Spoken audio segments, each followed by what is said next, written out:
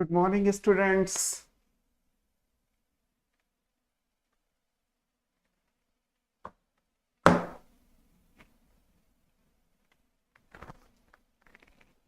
So, class start की जाए।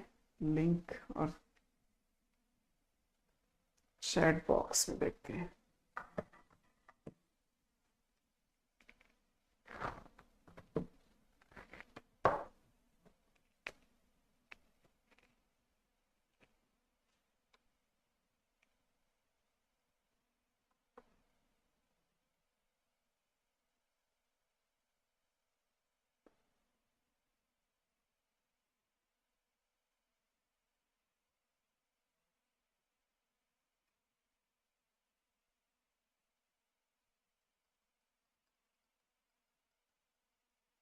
No signal.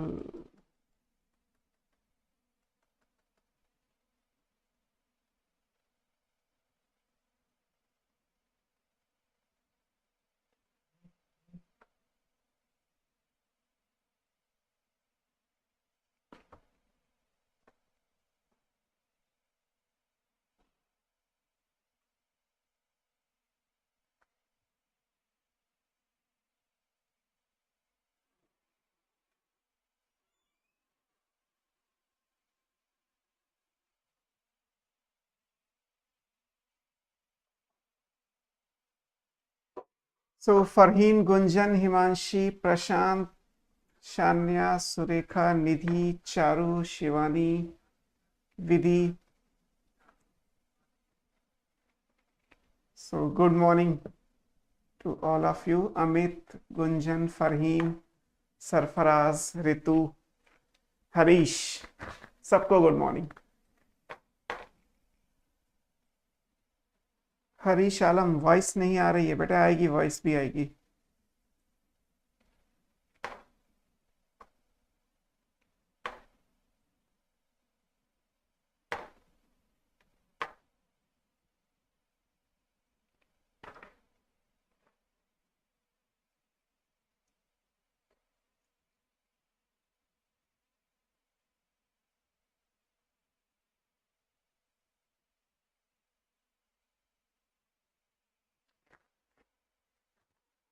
सो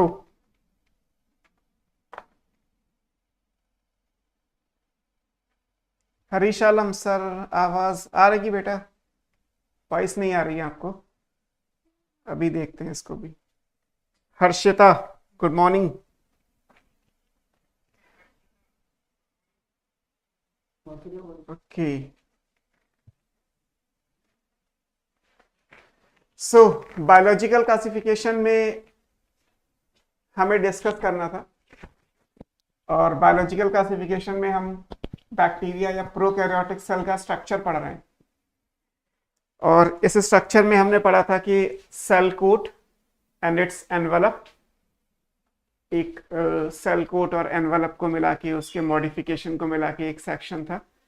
और एक हमें पढ़ना है साइटोप्लाज्म और उसके इंक्लूजन, है ना। मैंने आपको जो प्रीवियस क्लास में बताया था उसमें, अगर ये एक बैक्टीरिया है तो बैक्टीरिया का कैप्सूल या स्लाइम लेयर ये सबसे पहले था, इसको हमने एनवेलप का नाम दिया। आफ्टर दैट अंदर जो प्रेजेंट है वो सेल वॉल, और उसके बाहर जो प्रेजेंट है सेल वॉल के इंटीरियर में जो आएगा वो प्लाज्मा मेम्ब्रेन या सेल मेम्ब्रेन। और मॉडिफिकेशन में अगर कोई फ्लैजिला है तो फ्लैजिला, और सरफेस पे जो अपेंडेजेस प्रेजेंट है दोज आर पिलाई एंड फिम्ब्री, है ना। सो इन सब के बारे में एक ब्रीफ अकाउंट लिया था कि this is cell coat and its envelope, cell coat and its modification. अब इसके अंदर देखते हैं कि अंदर जो मटेरियल है वो साइटोप्लाज्म है। अंदर आएगा साइटोप्लाज्म, और साइटोप्लाज्म के साथ साथ इसके मॉडिफिकेशंस आएंगे। साइटोप्लाज्म में बेसिकली मॉडिफिकेशन नहीं है, साइटोप्लाज्म व्हाटएवर इंक्लूड्स उसको हम साइटोप्लाज्मिक इंक्लूजन्स बोलते हैं। जो भी चीजें साइटोप्लाज्म में प्रेजेंट होंगी वो साइटोप्लाज्मिक इंक्लूजन्स के अंदर काउंट हो जाएंगी। तो हमें साइटोप्लाज्म और उसके इंक्लूजन्स के बारे में ही पढ़ना है। बेसिकली साइटोप्लाज्म क्या होता है? साइटोप्लाज्म में एक कोलाइडल मैट्रिक्स होता है ना। एक जैसे कोलाइडल सोल्यूशन की प्रॉपर्टी यहाँ पढ़ते हैं तो इट्स फ्लूइड और सेमी फ्लूइड सॉल या जेल की फॉर्म में प्रेजेंट है। तो साइटोप्लाज्म एक ग्राउंड सब्सटेंस या मैट्रिक्स को रिप्रेजेंट करता है। जैसे हम प्लास्टिड या माइटोकॉन्ड्रिया में मैट्रिक्स पढ़ते हैं, लाइक साइटोप्लाज्म जो बैक्टीरिया या प्रोकैरियोट का है वो भी फ्लूइड या सेमी फ्लूइड स्टेट में होगा, सॉल या जेल की प्रेजेंस में आप उसे देख सकते हैं, और एक मैट्रिक्स को रिप्रेजेंट करता है। इसी मैट्रिक्स के अंदर ही सारी चीजें होंगी। अगर आप इस मैट्रिक्स में देखिए तो यहीं पे आपको जो भी इनऑर्गेनिक जो ग्रैन्यूल्स हैं वो मिल जाएंगे। इनऑर्गेनिक अलग अलग कंपाउंड्स हो सकते हैं। जो एंजाइम्स हैं वो भी साइटोप्लाज्म के अंदर होंगे। जो प्रोटीन्स प्रेजेंट हैं वो साइटोप्लाज्म में है। जो मिनरल्स प्रेजेंट हैं वो साइटोप्लाज्म में है। जितने भी ये इनऑर्गेनिक चीजें होंगी जो बायोमॉलिक्यूल्स होना चाहिए as per bacterial cell, as per prokaryotic cell, वो सारी चीजें, इवन बैक्टीरिया का कोई वेस्ट होगा, मेटाबॉलिक वेस्ट, तो वो भी यही प्रेजेंट होगा। अगर हम ऑर्गेनेल के हिसाब से कोई देखें तो हमने पढ़ा था कि मेम्ब्रेन बाउंड सेल ऑर्गेनेल तो नहीं होते, like plastid, mitochondria, ER, Golgi body, ऐसी चीजें तो नहीं है। बट यस, यहाँ पे अगर बैक्टीरिया फोटोसिंथेसिस करता है तो क्रोमैटोफोर होगा, है ना। बट ये केवल तब होगा जब बैक्टीरिया फोटोसिंथेसिस करेगा। इसी तरीके से राइबोसोम्स प्रेजेंट होंगे। राइबोसोम्स नॉन मेम्ब्रेनस है, अभी हम इन्हें देखेंगे। और फिर इसके अलावा इनका जो रिजर्व फूड मटेरियल है वो प्रेजेंट होगा। क्लियर। और साइड बाय साइड जो मेन कंटेंट आएगा वो है जेनेटिक मटेरियल। बैक्टीरिया का जेनेटिक मटेरियल क्या है? बैक्टीरिया का मेन क्रोमोसोम, और बैक्टीरिया में एक एक्स्ट्रा क्रोमोसोमल डीएनए भी है जिसको हम प्लाज्मिड के नाम से जानते हैं। तो साइटोप्लाज्म के अंदर बेसिकली कोई सेल ऑर्गेनेल तो नहीं है, जो यूकैरियोट के मेम्ब्रेन बाउंड सेल ऑर्गेनेल है वो चीजें तो नहीं है, लेकिन और जो चीजें होनी चाहिए एज पर ए टिपिकल सेल वो सब कुछ है। अब यहाँ पे ये भी इंपॉर्टेंट है कि कुछ चीजें प्रेजेंट होंगी, कुछ एब्सेंट होगी। हम एक जर्नलाइज्ड स्ट्रक्चर पढ़ रहे हैं। जब आप जर्नलाइज्ड स्ट्रक्चर की बात करेंगे, जैसे हम प्रीवियस में ही जाएं, जो हमने पिछली क्लास में पढ़ा था, उसमें था कि साइटोप्लाज्म, ये सेल कोट और उसका मॉडिफिकेशन जब आपने पढ़ा तो कैप्सूल या स्लाइम लेयर, उसकी फॉर्म में जो ग्लाइकोकैलिक्स है वो बैक्टीरिया में प्रेजेंट होता है। लेकिन आगे हम नेकेड बैक्टीरिया पढ़ेंगे तो उसमें वो चीज नहीं होगी, है ना। ऐसे ही बैक्टीरिया अगर लोकोमोट करेगा तो फ्लैजिला होगा, अदरवाइज नहीं होगा, है ना। बैक्टीरिया अगर कॉन्जुगेशन में पार्टिसिपेट कर रहा है तो पिली प्रेजेंट होंगे, अदरवाइज नहीं होंगे। सेम यहीं पे है कि अगर बैक्टीरिया फोटोसिंथेसिस करेगा तो ये क्रोमैटोफोर होगा, नहीं तो नहीं होगा, है ना।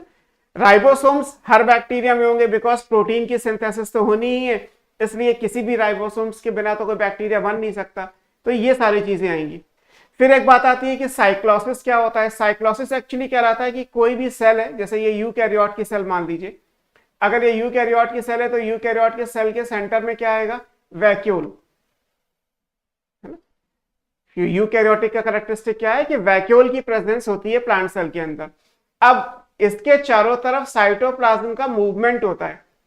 इसके चारों तरफ साइटोप्लाज्म क्या करता रहता है? मूव करता रहता है। इसको हम कहते हैं cyclosis. This is called cyclosis या साइटोप्लाज्मिक स्ट्रीमिंग कहते हैं।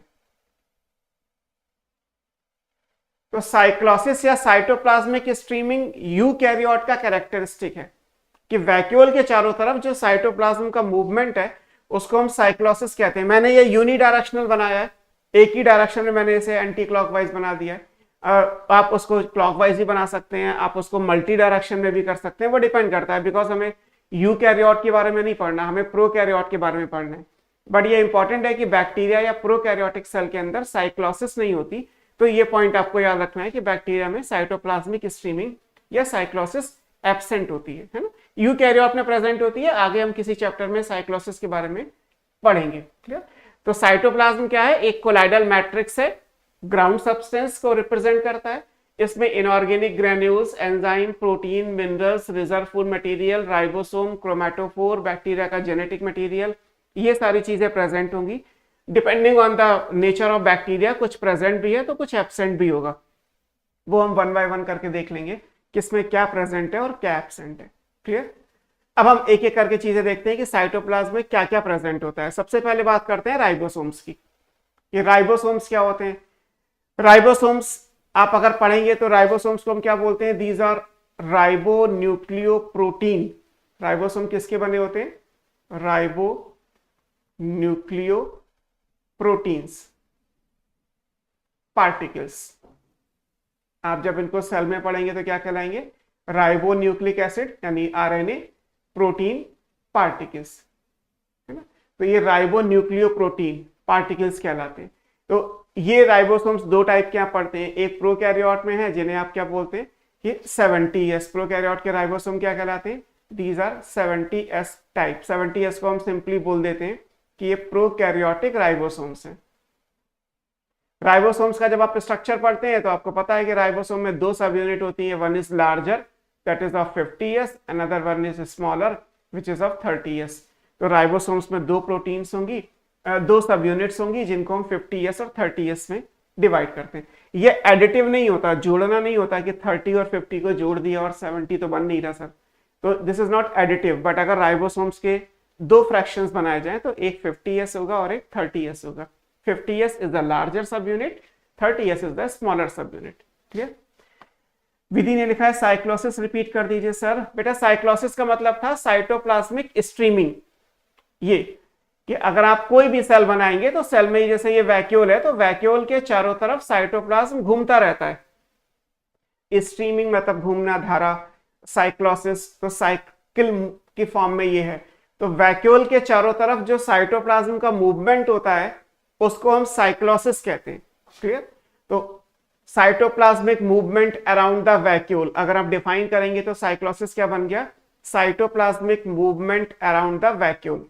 अब वैक्यूल होगी तो वैक्यूल प्लांट सेल में होती है, तो प्लांट सेल का कैरेक्टरिस्टिक होता है कि वहां साइक्लोसिस है। एनिमल सेल में वैक्यूल की जगह कुछ और स्ट्रक्चर्स आएंगे। जब आप यूकैरियोट में पढ़ोगे तो आपको साइक्लोसिस पूरा डिटेल में पढ़ाया जाएगा। एक लाइन में समझना हो तो ये कि वैक्यूल के चारों तरफ जो साइटोप्लाज्म का मूवमेंट है उसको हम साइक्लोसिस कहते हैं। अब ये साइक्लोसिस की जो प्रेजेंस है ये केवल यूकैरियोट के लिए अप्लाई होती है, प्रोकैरियोट के लिए नहीं। क्योंकि हम प्रोकैरियोटिक पढ़ रहे हैं इसलिए यहां मेंशन कर दिया गया कि भाई साइक्लोसिस यहां नहीं होती। ये आपको याद रखना है कि cyclosis is absent in prokaryote. Clear? Shivani ने पूछा था सर मैट्रिक्स का मीन क्या है? सेमी फ्लूइड बता दो। ये तो बेटा फिजिकल प्रॉपर्टी है। अगर आप मैट्रिक्स के हिसाब से देखेंगे तो मैट्रिक्स का मतलब सॉल और जेल का मिक्सचर है ना, उसे बोलते हैं। क्लियर? क्या आप अगर मैट्रिक्स बोल रहे हैं तो मैट्रिक्स का मतलब क्या है कि आपने एक मिक्सचर बना दिया है जिसमें सॉल फॉर्म भी है, जेल फॉर्म भी है। हम केवल अभी हम केमिस्ट्री के एंगल से बायोमॉलिक्यूल्स के हिसाब से डिफाइन कर रहे हैं। तो मैट्रिक्स का मतलब है कि एक कोलाइडल मैट्रिक्स है, एक कोलाइडल प्रॉपर्टी को शो करने वाला सॉल जेल का मिक्सचर है। सोल्यूशन और जेल आप दोनों ये सब कोलाइडल प्रॉपर्टीज में आप जब पढ़ते हैं तो साइटोप्लाज्म एक कोलाइडल मैट्रिक्स को शो करता है। जैसे सॉल्यूशंस आप दो पढ़ते हैं का आइडियल अलग है, कोलाइडल अलग है, तो कोलाइडल प्रॉपर्टीज को शो करता है साइटोप्लाज्म। सेमी फ्लूइड का मतलब है जैसे फ्लूइडिटी क्या है, पानी है तो फ्लूइड है, उसके आपने चाशनी बना दिया तो सेमी फ्लूइड प्रॉपर्टी हो गई। फिजिकल प्रॉपर्टी चेंज कर देंगे, विस्कोसिटी चेंज हो जाएगी, डेंसिटी चेंज हो जाएगी, सारी चीजें अप्लाई होती हैं। बट ये बेसिकली आपको फ्लूइड मैकेनिक्स के हिसाब से नहीं समझना कि सेमी फ्लूइड को हम कैसे डिफाइन करते हैं और फ्लूइड को कैसे डिफाइन करते हैं। हम सिर्फ ये समझ सकते हैं कि एक सॉल और जेल का स्टेट है, सॉल जेल में चेंज हो सकता है, जेल सॉल में चेंज हो सकता है। तो जो सॉल जेल कन्वर्जन होते हैं वो कोलाइडल प्रॉपर्टीज में आते हैं, तो कोलाइडल मैट्रिक्स को रिप्रेजेंट करता है ना। ये सर बोन मैरो मैट्रिक्स होता है? बोन मैरो में बेटे मैट्रिक्स अब ये डिपेंड करता है क्योंकि बोन मैरो का कंपोजिशन तो आपको जूम में देखना होगा कि बोन मैरो के अंदर कंपोजिशन क्या है, और उसके हिसाब से फिर सर बता सकते हैं जूम में कि क्या आंसर आएगा कि बोन मैरो को मैट्रिक्स काउंट करेंगे या नहीं करेंगे।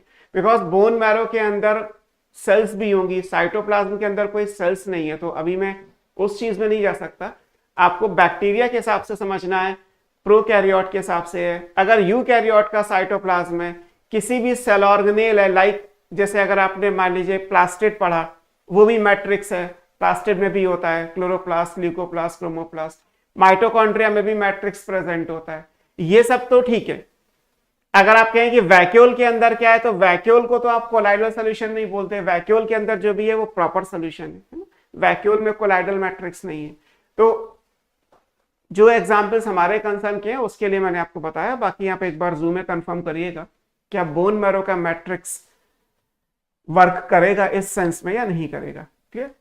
सो हम बात कर रहे थे राइबोसोम्स की। तो राइबोसोम्स हमारे पास क्या है कि आरएनए और प्रोटीन के पार्टिकल्स हैं।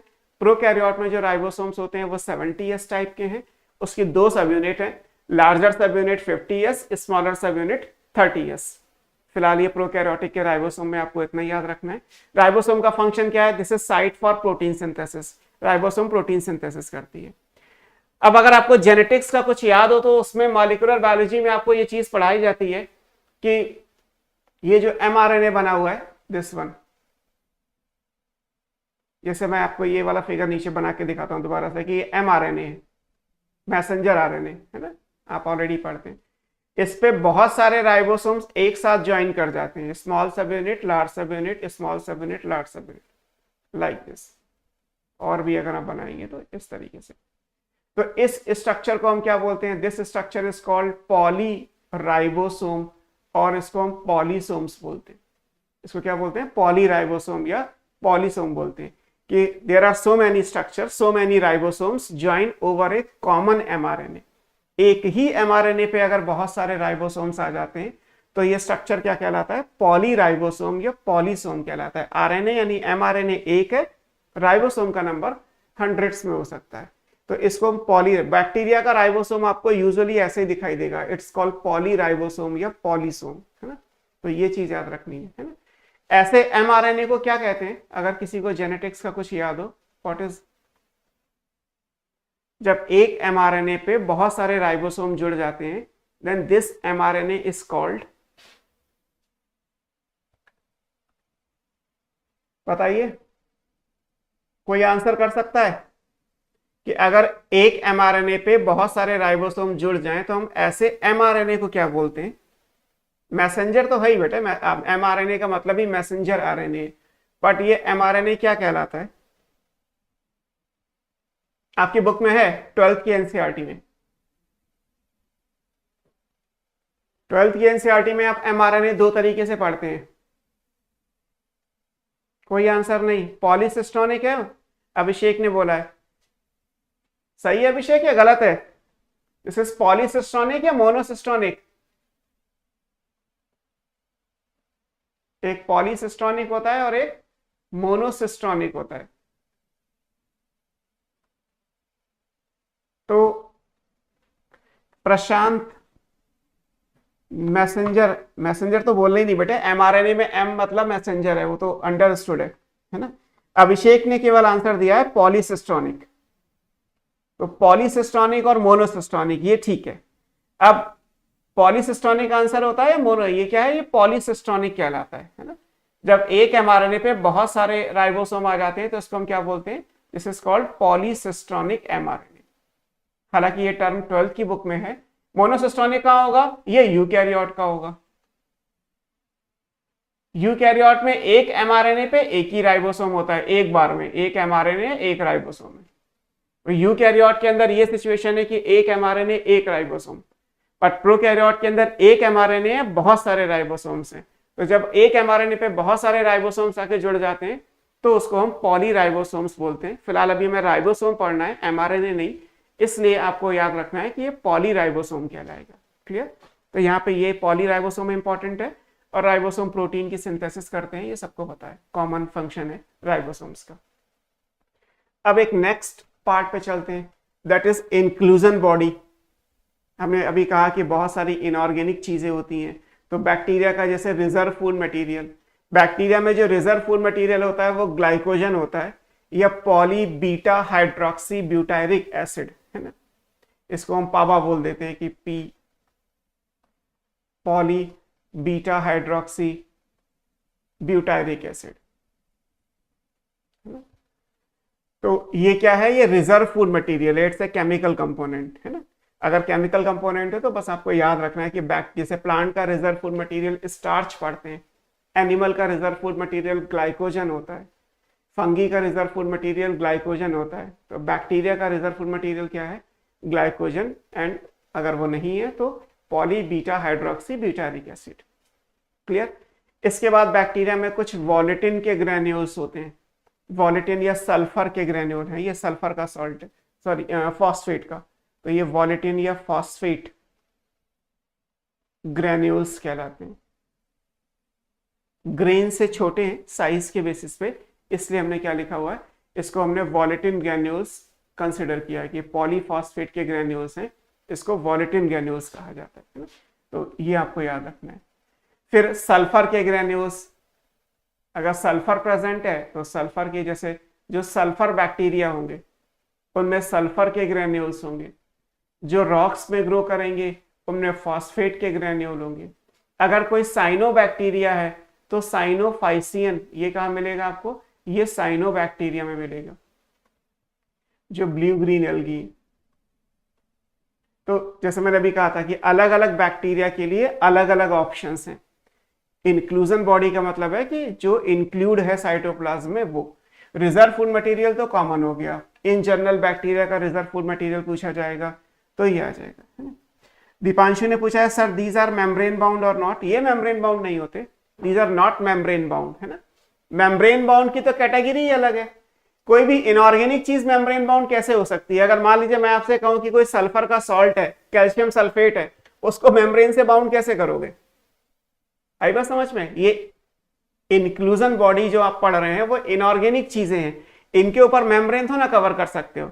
अगर आप पूरे बायोलॉजिकल किंगडम को कहीं भी अगर आप कोई लिविंग मेम्ब्रेन देखोगे तो लिविंग मेम्ब्रेन बेसिकली जब कवर करती है किसी चीज को तो वो बायोलॉजिकल है। बायोलॉजिकल का मतलब बायोमॉलिक्यूल्स आएंगे, बायोमॉलिक्यूल्स का मतलब है मैक्रोमॉलिक्यूल्स आएंगे, सारे मैक्रोमॉलिक्यूल्स ऑर्गेनिक कंपाउंड है। तो डेफिनेटली कोई ऑर्गेनिक चीज के ऊपर मेम्ब्रेन तो आ सकती है अगर हम लिविंग के हिसाब से सोचें इस चीज को। किसी इनऑर्गेनिक चीज पे कैसे आएगी? मान लीजिए सल्फर आप पढ़ते हैं, ये बैक्टीरिया हो गया, सल्फर अपनी इनऑर्गेनिक एलिमेंट्री फॉर्म में एग्जिस्ट करता है, केवल सल्फर की डस्ट आप केमिस्ट्री में पढ़ते होंगे, है ना। सल्फर या तो सल्फर सल्फेट आयन होगा या सल्फाइड आयन होगा, आयनिक फॉर्म में है तो। H2S है तो वो गैस हो गई, तो गैस तो होती नहीं यहाँ पे। SO2 है तो गैस हो गई, गैस होती नहीं। तो सल्फर अपनी एलिमेंट्री फॉर्म में भी एग्जिस्ट करती है, उसे हम सल्फर ग्रेन्यूल्स या सल्फर डस्ट बोलते हैं। तो बैक्टीरिया के अंदर ये सल्फर के ग्रेन्यूल्स हो सकते हैं, ये केवल सल्फर है। और ये किसमें होगा? जो सल्फर बैक्टीरिया होगा, जो ऐसे बैक्टीरिया हैं जो सल्फर रिच एनवायरनमेंट में रहते हैं, या जो बैक्टीरिया फोटोसिंथेसिस करते हैं, उसमें आप green sulphur, purple sulphur bacteria पढ़ोगे, तो वो सल्फर को अपनी बॉडी में एक्यूमुलेट कर लेते हैं, तो वो सल्फर के ग्रेन्यूल्स बन गए। ऐसे जो बैक्टीरिया रॉक्स में प्रेजेंट है, तो रॉक्स के अंदर फॉस्फेट्स होती हैं, तो जैसे कैल्शियम फॉस्फेट मान लीजिए बैक्टीरिया ने यूटिलाइज किया, तो कैल्शियम तो मेटाबॉलिक है, कहीं ना कहीं यूज हो जाएगा। फॉस्फेट का क्या होगा? तो फॉस्फेट के ग्रेन्यूल्स उसकी बॉडी में छूट गए, तो पॉलीमेटाफॉस्फेट के जो ग्रेन्यूल्स हैं उनको हम वॉलेटिन ग्रेन्यूल या सिंपली फॉस्फेट के ग्रेन्यूल्स बोलते हैं। ऐसे ही अगर कोई साइनोबैक्टीरिया है, ब्लू ग्रीन एल्गी, उसका स्ट्रक्चर हम अलग से पढ़ेंगे, तो ब्लू ग्रीन एल्गी के अंदर जो ग्रेन्यूल्स होते हैं वो साइनोफाइसियन ग्रेन्यूल्स कहलाते हैं। उनमें क्या होगा? उनमें साइनोफाइसी मतलब ब्लू ग्रीन एल्गी के ग्रेन्यूल्स अलग टाइप के हैं, तो हम उनको अभी डिस्कस नहीं कर रहे क्योंकि साइनोबैक्टीरिया आपको आगे अलग से पढ़ना है। तो इंक्लूजन बॉडी के अंदर ये सारी चीजें आती हैं, रिजर्व फूड मटेरियल और डिफरेंट टाइप के इनऑर्गेनिक सब्सटेंसेस लाइक फॉस्फेट हो गया, सल्फर हो गया, एंड साइनोफाइसी में साइनोफाइसियन ग्रेन्यूल्स अलग से आएंगे, है ना। सो दीपांशु ने लिखा था sir these are membrane bound और नॉट। सरफराज ने लिखा था मे बी नॉट नहीं, नॉट ही आंसर आएगा। These are not membrane bound, है ना। मेम्ब्रेन बाउंड कुछ नहीं है यहाँ पे, है ना। मेम्ब्रेन बाउंड जो आएगा, जैसे राइबोसोम भी मेम्ब्रेन बाउंड नहीं होता है ना, राइबोसोम नॉन मेम्ब्रेनस होता है। क्लियर? राइबोसोम्स कैसा है? राइबोसोम्स नॉन मेम्ब्रेनस है, राइबोसोम्स पे कोई मेम्ब्रेन नहीं होती। ये जो भी स्ट्रक्चर बना हुआ है ये केवल राइबो न्यूक्लिक एसिड यानी आरएनए है और प्रोटीन है, इसमें कोई तीसरी चीज है ही नहीं। मेम्ब्रेन का मतलब प्लाज्मा मेम्ब्रेन के जैसा होगा, फिर तो वो फ्लूइड मोज़ेक मॉडल रिप्रेजेंट हो जाएगा। Ribosomes are also non membranous cell organelle, है ना। तो राइबोसोम्स में भी मेम्ब्रेन नहीं है। मेम्ब्रेन बाउंड जो आपने यहाँ पे लिखा था ना, जब आपने प्रोकैरियोट के, स्लाइड नहीं है इसमें, प्रोकैरियोट के जब आपने कैरेक्टर्स पढ़े थे तो मैंने आपको बताया था कि प्रोकैरियोट में लिखा है आपने कि eukaryotic membrane bound cell organelles are absent, है ना। पढ़ते नहीं हो दीपांशु? 2 मिनट मुझे एक्सप्लेन करना पड़ गया आपको वो चीज जो आपको 2 क्लास पहले पढ़ाई थी, और बड़े बड़े अक्षरों में लिखा हुआ है कि membrane bound cell organelles are absent. तो मेम्ब्रेन कहां से आ गई? सरफराज सिद्दीकी पता नहीं क्या बनाया है बेटा, मुझे इमोजीज नहीं आती समझ में, है ना। बफरिंग हो रही है शिवानी, क्लियर हो जाएगा थोड़ी देर में। सो इंक्लूजन बॉडीज में रिजर्व फूड मटेरियल और inorganic substances depending on the nature of bacteria. Sulphur bacteria है, फॉस्फेट में है बैक्टीरिया, तो उस साइनोफाइसी का बैक्टीरिया अगर है तो अलग अलग केस में अलग अलग बॉडीज आ जाएंगी। क्लियर। अब बात करते हैं क्रोमेटोफोर की। ये भी प्रेजेंट होगा, बट इसकी सिचुएशन है, ये बैक्टीरिया है मान लीजिए। अगर बैक्टीरिया फोटोसिंथेसिस करता है, बिकॉज ये फोटोसिंथेसिस है, तो फोटोसिंथेसिस में मान लीजिए आप क्लोरोप्लास्ट बनाते हो तो क्या करते हो, ये क्लोरोप्लास्ट है फॉर एग्जांपल। क्लोरोप्लास्ट में 2 मेम्ब्रेन होती हैं, तो chloroplast double membrane bound organelle हो गया। फिर आपने पढ़ा होगा कि जो स्टैक ऑफ थैलेकॉइड मेम्ब्रेन है उन्हें हम ग्रेना कहते हैं, है ना। तो ये एक थैलेकॉइड मेम्ब्रेन का स्ट्रक्चर मैं यहां बना दे रहा हूं। ये केवल एक सिंगल मेम्ब्रेन है बस। इस मेम्ब्रेन का नाम क्या है, this membrane is called chromatophore. Chroma मतलब कलर, फोर मतलब बियरिंग, तो ये कलर बियरिंग स्ट्रक्चर है और ये क्या काम करता है, फोटोसिंथेसिस में हेल्प करता है। तो इसको हम फोटोसिंथेटिक लैमिली बोलते हैं, है ना। क्लोरोप्लास्ट के अंदर भी आप इन्हें क्या बोलते हैं, ये लैमिली कहलाती हैं। अगर आपको याद है तो ये ग्रेनल थैलेकॉइड या ग्रेनल लैमिली कहते हैं, और 2 ग्रेना को जोड़ने के लिए जो बनती है वो स्ट्रोमल थैलेकॉइड या स्ट्रोमल लैमिली कहलाती है। तो ये बैक्टीरिया की एक थैलेकॉइड मेम्ब्रेन के बराबर है। This is equivalent to single thylakoid membrane, एक थैलेकॉइड मेम्ब्रेन के बराबर है। These are called chloroplast of bacteria. लेकिन कहां प्रेजेंट होगा, अब अंडरस्टूड है कि ये इसका काम क्या है, फोटोसिंथेसिस करना। तो ऑब्वियस है कि अगर बैक्टीरिया में फोटोसिंथेसिस होगी तो ही तो ये होगा स्ट्रक्चर। मींस जितने भी फोटोसिंथेटिक बैक्टीरिया हैं उनमें क्रोमैटोफोर प्रेजेंट होगा। अगर बैक्टीरिया पैरासिटिक है, अगर बैक्टीरिया सेप्रोट्रॉफिक है, अगर बैक्टीरिया सिम्बायोटिक है और फोटोसिंथेसिस नहीं करता, so in all the chemosynthetic bacteria है, so in all the case this structure is absent. ये केवल कहां प्रेजेंट होगा, this is only in photosynthetic bacteria, है ना। ये कहां प्रेजेंट है, this is only in photo, अभी हम न्यूट्रिशन पढ़ेंगे तो दोबारा से आ जाएगा, फोटोसिंथेटिक बैक्टीरिया। सो ये केवल फोटोसिंथेटिक बैक्टीरिया में ही प्रेजेंट होता है। ओके, बीजीए मतलब ब्लू ग्रीन एल्गी, है ना। दीपांशु ने लिखा था, सरफराज ने पूछा है, तो बीजीए का मतलब है ब्लू ग्रीन एल्गी, है ना। वो भी आप आगे आपको पढ़नी है। तो जो भी फोटोसिंथेटिक बैक्टीरिया है उनके अंदर ये होगा। उसका रीजन है, फोटोसिंथेसिस में जब आप कोई साइकिल पढ़ते हैं या कोई पिगमेंट्स पढ़ते हैं, तो जैसे नॉर्मल प्लांट के अंदर क्या होता है कि क्लोरोप्लास्ट में जो पिगमेंट है वो chlorophyll, chlorophyll is the principal pigment जो फोटोसिंथेसिस करता है। बाकी भी होते हैं, अभी हम क्लोरोफिल मान लेते हैं। तो फोटोसिंथेटिक पिगमेंट की प्रॉपर्टी है कि it must be membrane bound. ऐसा नहीं हो सकता कि आप साइटोप्लाज्म में क्लोरोफिल जैसा कुछ डाल दें और लाइट गिरे और फोटोसिंथेसिस शुरू हो जाए। किसी भी फोटोसिंथेटिक पिगमेंट को मेम्ब्रेन में एम्बेडेड होना पड़ेगा। ये उसकी प्रॉपर्टी है कि photosynthetic pigments are membrane bound. अब फोटोसिंथेटिक पिगमेंट तो यहां भी है, हालांकि क्लोरोफिल नहीं है, उनके नाम अलग हैं, बट वो पिगमेंट यहां भी है। अगर पिगमेंट है तो पिगमेंट को कैरी करने के लिए कोई मेम्ब्रेन तो चाहिए, तो प्लाज्मा मेम्ब्रेन से ये बनते हैं। ये क्रोमैटोफोर कहां से बनते हैं, प्लाज्मा मेम्ब्रेन से। जैसे ये सेल कोट होता, फिर ये सेल वॉल आता, फिर यहाँ पे प्लाज्मा मेम्ब्रेन आती है ना। तो प्लाज्मा मेम्ब्रेन से टूट के जो स्ट्रक्चर बनते हैं वो क्रोमैटोफोर कहलाते हैं। इन्हीं के अंदर अगर फोटोसिंथेटिक पिगमेंट बन जाएगा तो इनमें कलर आ जाएगा, कलर आ जाएगा तो नाम दे दिया गया क्रोमैटोफोर और फोटोसिंथेटिक लैमेली। अब पिगमेंट कौन से हैं, depending on bacteria, because bacteria colour के बेस पे 2 होते हैं, या तो ग्रीन होते हैं या पर्पल होते हैं। अगर ग्रीन है तो बैक्टीरियो विरिडिन, ये लिखा हुआ है ऊपर, हालांकि एनसीईआरटी में नहीं है बट आप चाहें तो याद कर सकते हैं। ये ग्रीन कलर का पिगमेंट है और जो बैक्टीरियो परप्यूरिन है ये पर्पल कलर का है। तो जो फोटोसिंथेटिक बैक्टीरिया है या तो वो ग्रीन सल्फर आप पढ़ेंगे या पर्पल सल्फर पढ़ेंगे।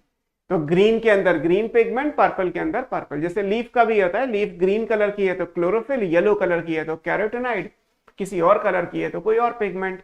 एल्गी ब्राउन कलर की है तो फ्यूकोजेंथिन, रेड कलर की होती है तो फाइकोरेथ्रिन। तो हर एक कलर एक पर्टिकुलर पिगमेंट से गवर्न होता है ना। बट पिगमेंट फोटोसिंथेटिक होना चाहिए, पहली चीज।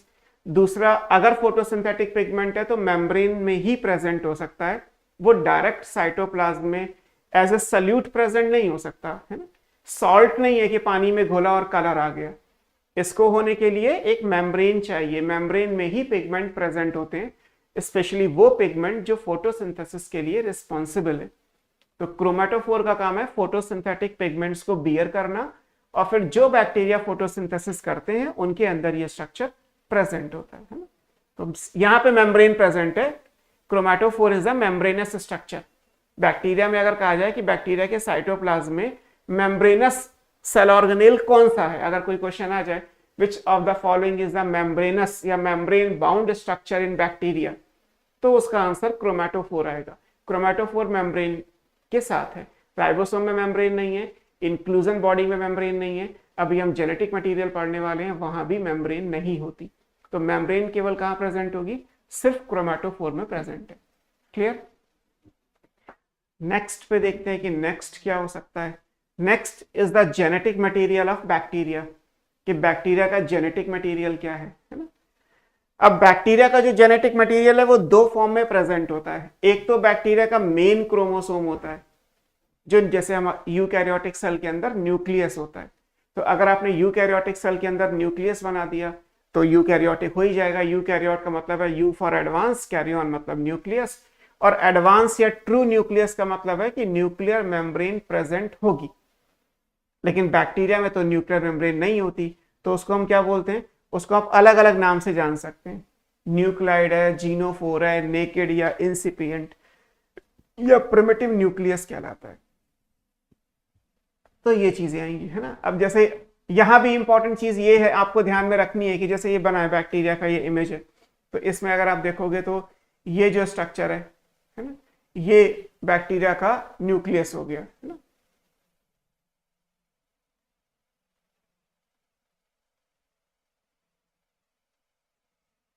जैसे अगर मैं आपको फिगर में दिखाऊं तो ये बैक्टीरिया बना हुआ है। अगर मान लीजिए यहाँ पे न्यूक्लियर मेम्ब्रेन में बना देता, होती नहीं है, मैं डॉटेड लाइन आपको दिखा रहा हूं, अगर ये डॉटेड लाइन एक मेम्ब्रेन के जैसा होता तो ये न्यूक्लियस बन जाता, क्योंकि क्रोमैटिन मटेरियल के चारों तरफ अगर कोई स्ट्रक्चर प्रेजेंट होगा तो वो क्या बन जाएगा, न्यूक्लियस बन जाएगा।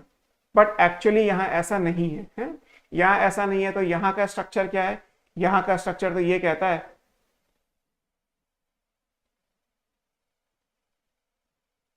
कि अगर हम मान लीजिए ये बैक्टीरिया है, मैं दोबारा से बना रहा हूं, वो इमेज तो अपनी जगह ठीक है, और ये बैक्टीरिया का क्रोमैटिन हो गया, तो इसके चारों तरफ कोई न्यूक्लियर मेम्ब्रेन नहीं है ना।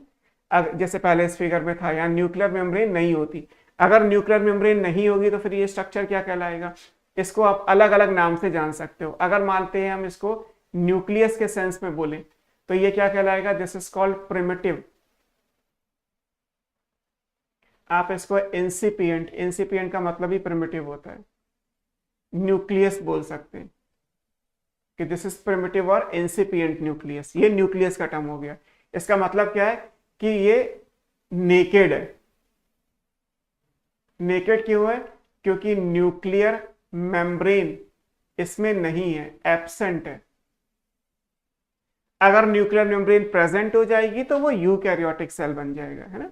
तो दिस मतलब एक बड़ा डिफरेंस हो जाता है प्रोकैरियोटिक और यूकैरियोटिक का, कि किस केस में क्या करना है। तो प्रिमिटिव या इंसिपिएंट न्यूक्लियस हमने इसलिए बोला क्योंकि यहाँ पे न्यूक्लियर मेम्ब्रेन नहीं है, तो आप उसे नेकेड न्यूक्लियस भी बोल सकते हो। अगर मान लीजिए ये नेकेड न्यूक्लियस है, जब मेम्ब्रेन ही नहीं है तो न्यूक्लियस टर्म तो आ ही नहीं रहा, तो जब आप मेम्ब्रेन हटा दोगे तो यही स्ट्रक्चर क्या कहलाएगा। अब आप चाहें तो इसको बैक्टीरिया का क्रोमोसोम बोलिए, बैक्टीरिया का क्रोमैटिन है ये, या आप चाहें तो इसको बैक्टीरियल क्रोमोसोम भी कह सकते हैं। यूकैरियोट में ऐसा नहीं होता। यूकैरियोट के अंदर आप क्या पढ़ते हैं, यूकैरियोट में आपको ये याद है, अगर याद है तो, कि जब सेल रेस्ट की स्टेज में होती है तो क्रोमैटिन होता है इंटरफेज में, और जब सेल डिवाइड करती है तो न्यूक्लियर मेम्ब्रेन डीजनरेट हो जाती है, और फिर वो जो क्रोमैटिन था वो कंडेंस होके जो स्ट्रक्चर बनाता है उसको आप क्रोमोसोम बोलते हैं। तो यूकैरियोट के लिए chromatin and chromosome are two different aspects, but as far as bacteria या प्रोकैरियोट इज कंसर्न, बैक्टीरिया के लिए क्रोमैटिन भी यही है और क्रोमोसोम भी यही है। तो यहाँ इस चीज का कोई इश्यू नहीं है कि आप क्रोमैटिन या क्रोमोसोम में से क्या चूज करोगे, दोनों बातें बेसिकली एक जैसी है। फिर क्योंकि न्यूक्लियर मेम्ब्रेन नहीं है तो साइज छोटा हो जाएगा, जब साइज छोटा हो जाएगा तो न्यूक्लियस के जैसा है, तो इसको नाम दे दिया गया न्यूक्लियोइड। न्यूक्लाइड का मतलब है लाइक न्यूक्लियस, एक्चुअली ये न्यूक्लियस नहीं है, ये न्यूक्लियस के जैसा है, तो ये लाइक न्यूक्लियस स्ट्रक्चर कहलाता है। फिर बैक टू 12th अगर आप जाओगे, मॉलिक्यूलर बेसिस ऑफ इनहेरिटेंस, तो वहां पे आपने अगर याद है किसी को तो जीन में सिस्ट्रॉन और इंट्रॉन पढ़ाया जाता है कि यूकैरियोट के अंदर सिस्ट्रॉन और इंट्रॉन्स होते हैं, और इंट्रॉन काम के नहीं होते, उनको काट के अलग कर दिया जाता है, सिस्ट्रॉन को जोड़ दिया जाता है और एक मैच्योर या प्रोसेस्ड जीन बन जाती है। बैक्टीरिया में ऐसी कोई भी चीज नहीं है। तो बैक्टीरिया में जो भी ये है डीएनए, वो अपने आप में पूरा का पूरा जीन है। जैसे हमारे लिए तो आप ह्यूमन जीनोम प्रोजेक्ट भी पढ़ते हैं कि लेस देन 2% केवल हमारा स्ट्रक्चरल प्रोटीन को कोड करता है, बाकी सारा बेकार है। बैक्टीरिया में ऐसी कोई चीज नहीं है। बैक्टीरिया का सारा जीन फंक्शनल स्टेट में है। तो क्योंकि ये जीन को बियर करता है, इसीलिए इसको नाम दे दिया गया जीनोफोर। जीन और फोर मतलब बियरिंग, तो नाम क्या दे दिया गया, जीनोफोर। तो यूकैरियोट में अगर आप देखोगे तो न्यूक्लियस, क्रोमैटिन, क्रोमोसोम और जीनोफोर सब अलग अलग बातें होती हैं। प्रोकैरियोट में यानी बैक्टीरिया के अंदर ये सारी बातें एक ही हैं। आप इसे न्यूक्लियस भी बोल सकते हो, इसको क्रोमैटिन भी बोलोगे, उसको क्रोमोसोम भी बोल लीजिए, लाइक न्यूक्लियस या नेकेड न्यूक्लियस है, और चाहे तो इसको जीन का पार्ट मान लीजिए, तो ये जीनोफोर भी रिप्रेजेंट करता है। एज पर केमिस्ट्री ये बना किस चीज का है, तो ये बना हुआ है double stranded circular DNA without histone. Histone protein नहीं होती, ये जो पूरा स्ट्रक्चर है ये बेसिकली है क्या, this is double stranded circular DNA. अगर हम एज पर केमिस्ट्री बात करें तो ये है क्या, this structure is double stranded circular. इसको अगर आप पूरा खोल दोगे तो ये बड़ा सा बन जाएगा। ये पूरा डीएनए खुल गया, और खुलने के बाद भी अगर आप देखोगे तो ये डबल स्ट्रैंडेड है, पूरा डीएनए डबल स्ट्रैंडेड है, बट एक सर्किल को रिप्रेजेंट करता है। तो this is double stranded circular DNA. अब डीएनए में हिस्टोन, क्योंकि यूकैरियोट का कैरेक्टरिस्टिक है, तो यहां हिस्टोन नहीं होती, तो लिखा है विदाउट हिस्टोन। लेकिन हिस्टोन की जगह पे यहां प्रेजेंट क्या है, पॉलीअमीन्स आर देयर। पॉलीअमीन्स यहां प्रेजेंट होती है। क्लियर? सो पॉलीअमीन्स की प्रेजेंस यहां पे आएगी। तो पहली चीज ये कि न्यूक्लियस नहीं है, बिकॉज न्यूक्लियर मेम्ब्रेन नहीं है। मेम्ब्रेन हटा दोगे तो साइज छोटा हो जाएगा, सो कॉल्ड न्यूक्लियाइड या naked nucleus, because membrane is absent. As per genome देखेंगे तो chromatin and chromosome both are same. आप दोनों में से कोई भी चीज यूज कर सकते हैं, क्योंकि ये पूरा का पूरा फंक्शनल है, इसको जीनोफोर भी बोल सकते हैं। एज पर केमिकल नेचर बात करें तो ये डीएनए है, डीएनए में डबल स्ट्रैंडेड डीएनए है, नेचर वाइज ये सर्किल है तो सर्कुलर हो गया, और यहाँ पे हिस्टोन प्रोटीन नहीं है, instead of histone polyamines are present. ये सारी बातें आपको बैक्टीरिया के उसमें याद करनी है। अब बैक्टीरिया में इस मेन डीएनए के अलावा एक और डीएनए प्रेजेंट है, दिस वन।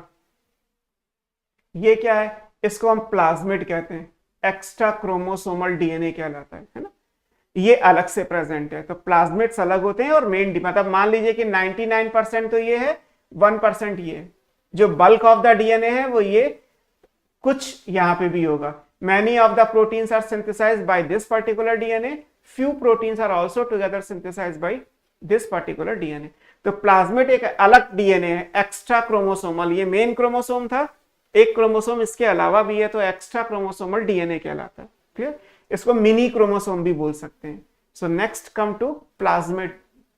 प्लाज्मिड क्या है, मिनी क्रोमोसोम या एक्स्ट्रा क्रोमोसोमल डीएनए कहलाता है ना।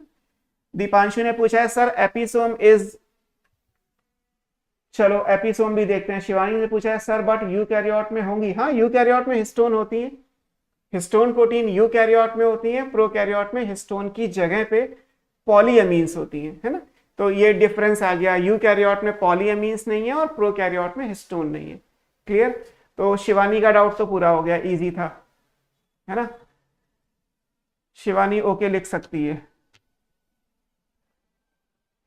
और अब बचा दीपांशु का डाउट, सर एपिसोम क्या है। एपिसोम एक अलग चीज है, अभी तो बता देता हूं, लेकिन आगे से ये चीजें नहीं पढ़नी। मैं जितना पढ़ा रहा हूं आपको सिर्फ उतना ही पढ़ना है। क्लियर? एक साल बाद जब एग्जाम दोगे उसमें अगर आपको लगे कि सर ये वाला क्वेश्चन आपका पढ़ाया हुआ नहीं आया, तो जरूर मेरे पास आना कंप्लीट करने कि सर ये कहां से आ गया, आपने तो पढ़ाया नहीं था, एक क्वेश्चन की एरर को छोड़ के, है ना। पहले आपको 99% पेपर करना है, फिर उस 1% पे जाना है, क्योंकि मैं पेपर मैं तो नहीं बनाऊंगा, तो ये तो नहीं कह सकता कि 100% पढ़ाया हुआ आ जाएगा, 99.9999% आ जाएगा। तो एपिसोम तो मैं बता दूंगा, बट आगे से ऐसी कोई भी चीज नहीं बीच में लेके आनी है जो आपके टॉपिक से रेलेवेंसी को शो ना करे, है ना। आपने बहुत कुछ पढ़ा होगा, बट मेरा हमेशा ये रहता है कि पहले वो 89 क्वेश्चन सही करके दिखा दो, फिर उसके बाद मैं उस क्वेश्चन को बताऊंगा जो आपके सिलेबस से बाहर आ गया, पेपर सेटर की मर्जी थी, दे दिया गया, है ना। तो जो टॉपिक से रिलेटेड है मोस्ट वेलकम, आप पूछिए। जो मैंने वर्ड नहीं लिखे इसका मतलब वो नहीं इंपॉर्टेंट है, आपको नहीं पढ़ने। आज से पहले आपने पढ़े थे, वेरी गुड, आपको याद है और अच्छी बात है, बट मेरे हिसाब से वो काम का नहीं है। जो काम का है वो आपको आता नहीं, इसलिए मार्क्स कम रह जाते हैं, है ना। तो ये चीज हमेशा याद रखिए कि हमें काम की चीजें पहले पढ़नी है, क्योंकि मार्क्स उसी से आने, है ना। अब बात करते हैं एपिसोम की। एपिसोम तब होता है जब मेन डीएनए से प्लाज्मिड का डीएनए जुड़ जाएगा, है ना।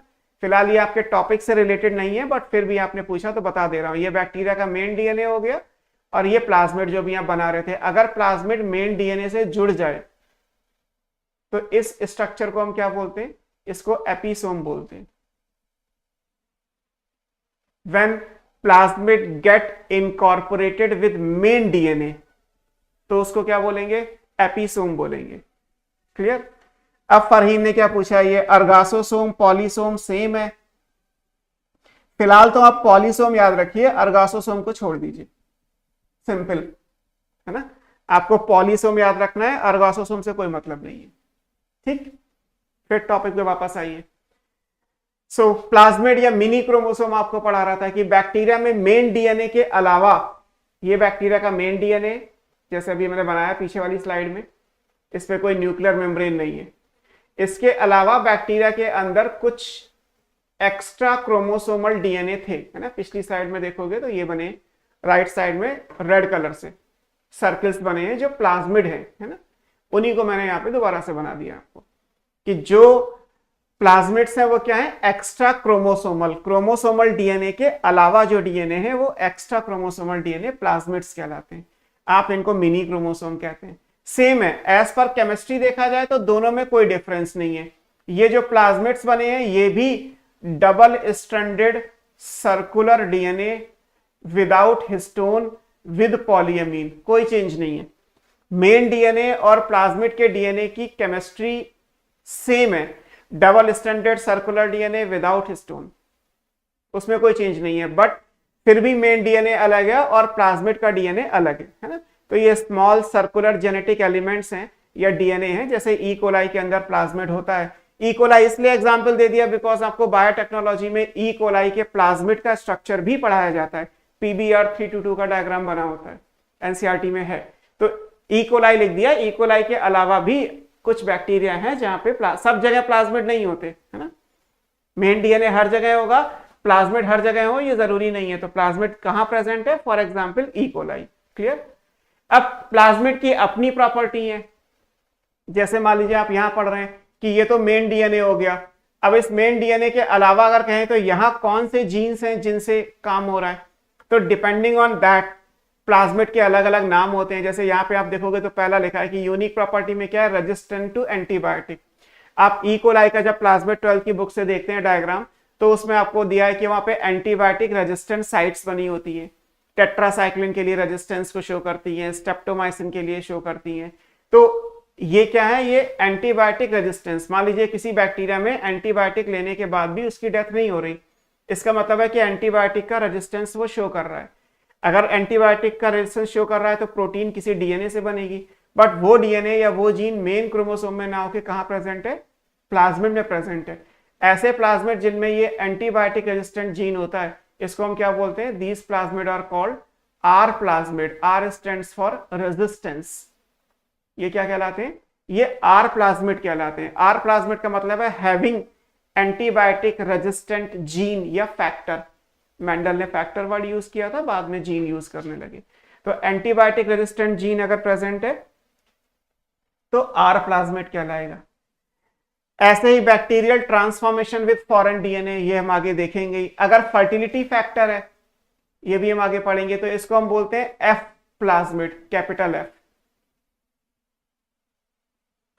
तो अगर फर्टिलिटी फैक्टर है तो एफ प्लाज्मिड, अगर रेजिस्टेंट का फैक्टर या जीन है तो आर प्लाज्मिड। और बैक्टीरियल ट्रांसफॉर्मेशन में भी फॉरेन डीएनए को पिक करने की एबिलिटी इस केस में है।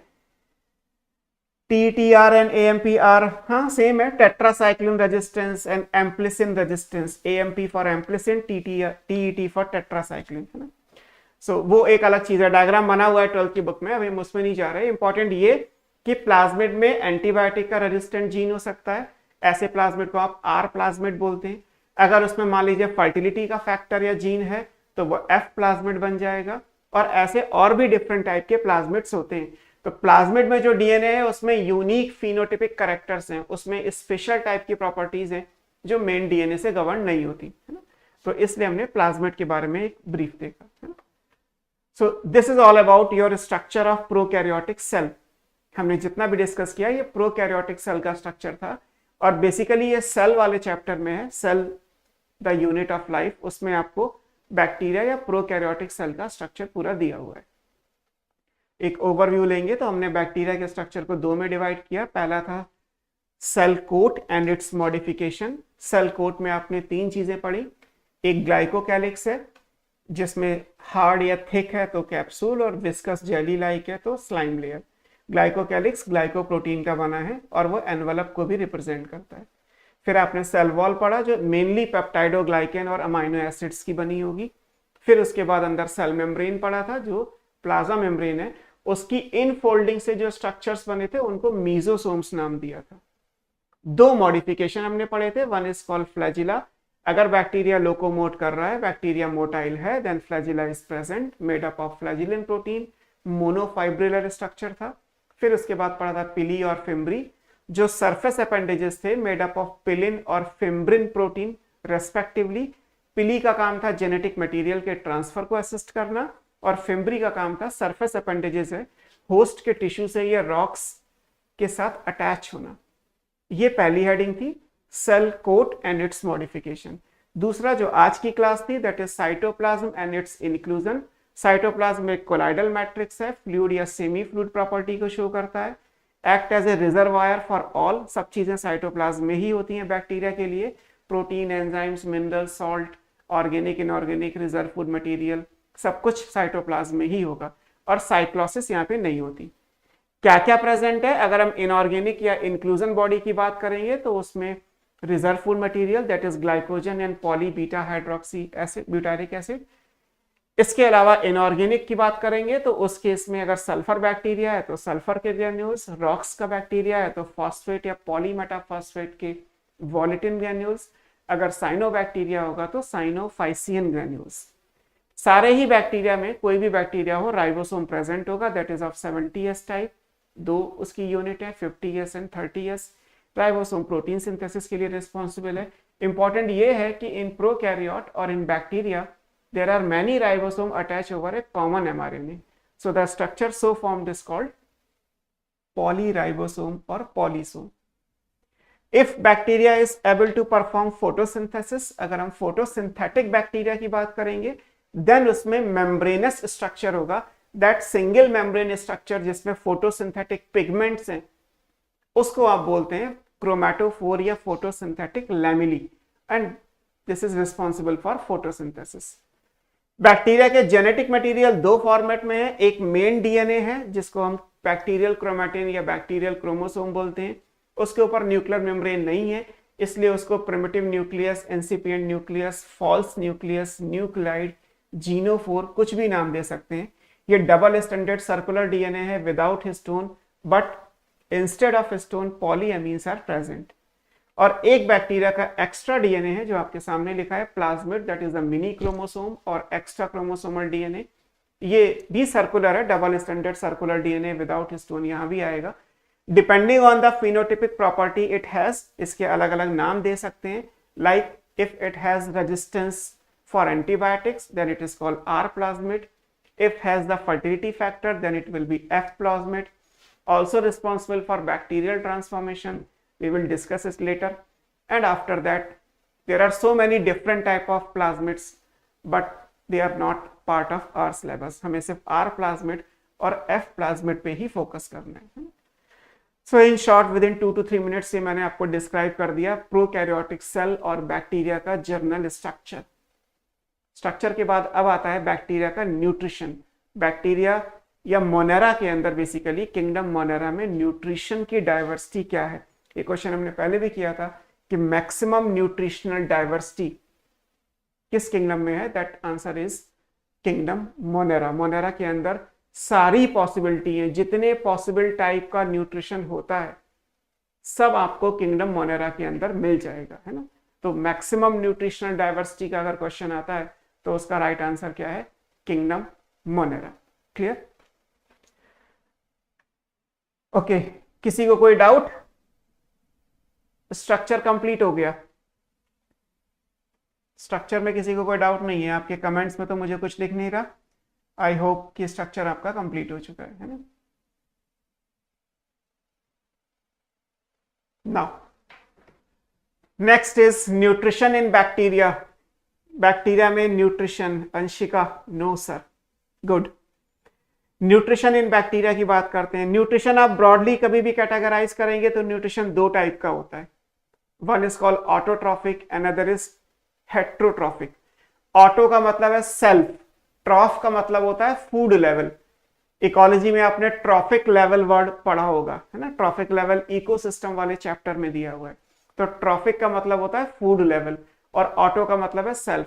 तो जिनका अपना फूड लेवल है दोज आर ऑटोट्रॉफ. जिनका फूड लेवल अलग अलग है, डिफरेंट फूड लेवल है. हेट्रो का मतलब होता है डिफरेंट, ट्रॉफ का मतलब फूड लेवल. जिनके फूड लेवल डिफरेंट हो सकते हैं वो हेट्रोट्रॉफ्स कहलाते हैं. तो न्यूट्रिशन बेसिकली दो ही टाइप का होता है, ऑटोट्रॉफ एंड हेट्रोट्रॉफ. अब ऑटोट्रॉफ में फूड की प्रिपरेशन करने के लिए एनर्जी चाहिए. That energy is provided by two sources. One is sunlight, ultimate source of energy. तो बन गए फोटो ऑटोट्रॉफ. फोटो वर्ड आ गया सनलाइट के लिए और ऑटोट्रॉफ तो पहले से थे.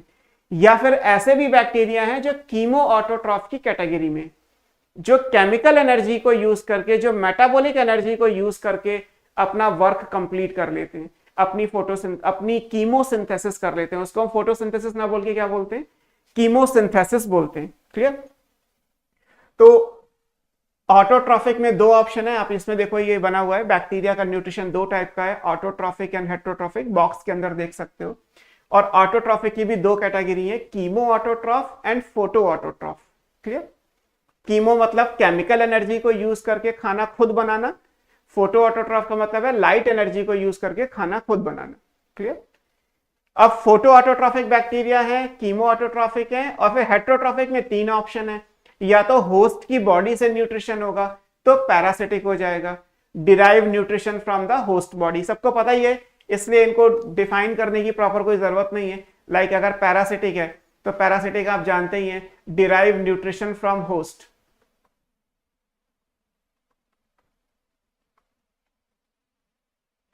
जो होस्ट से न्यूट्रिशन लेते हैं वो पैरासिटिक हो गए. इनका क्या है, derive nutrition from organic matter. जो डेड ऑर्गेनिक मैटर से न्यूट्रिशन लेंगे वो क्या बन जाएंगे, सेप्रोट्रॉफिक. और सिम्बायोटिक आप पढ़ते ही हैं, प्लस प्लस, जहां पे जो भी होस्ट होगा और जो दूसरा बैक्टीरिया है वो दोनों एक दूसरे को फायदा पहुंचा रहे हैं, सिम्बायोटिक हैं. जब दोनों एक दूसरे को फायदा पहुंचाएंगे तो फिर यहाँ पे बोला तो होस्ट ही जाता है बट नुकसान नहीं होता. पैरासिटिक में आपको पता ही है कि पैरासिटिक आपने 12th में पढ़ा है कि ये प्लस माइनस है.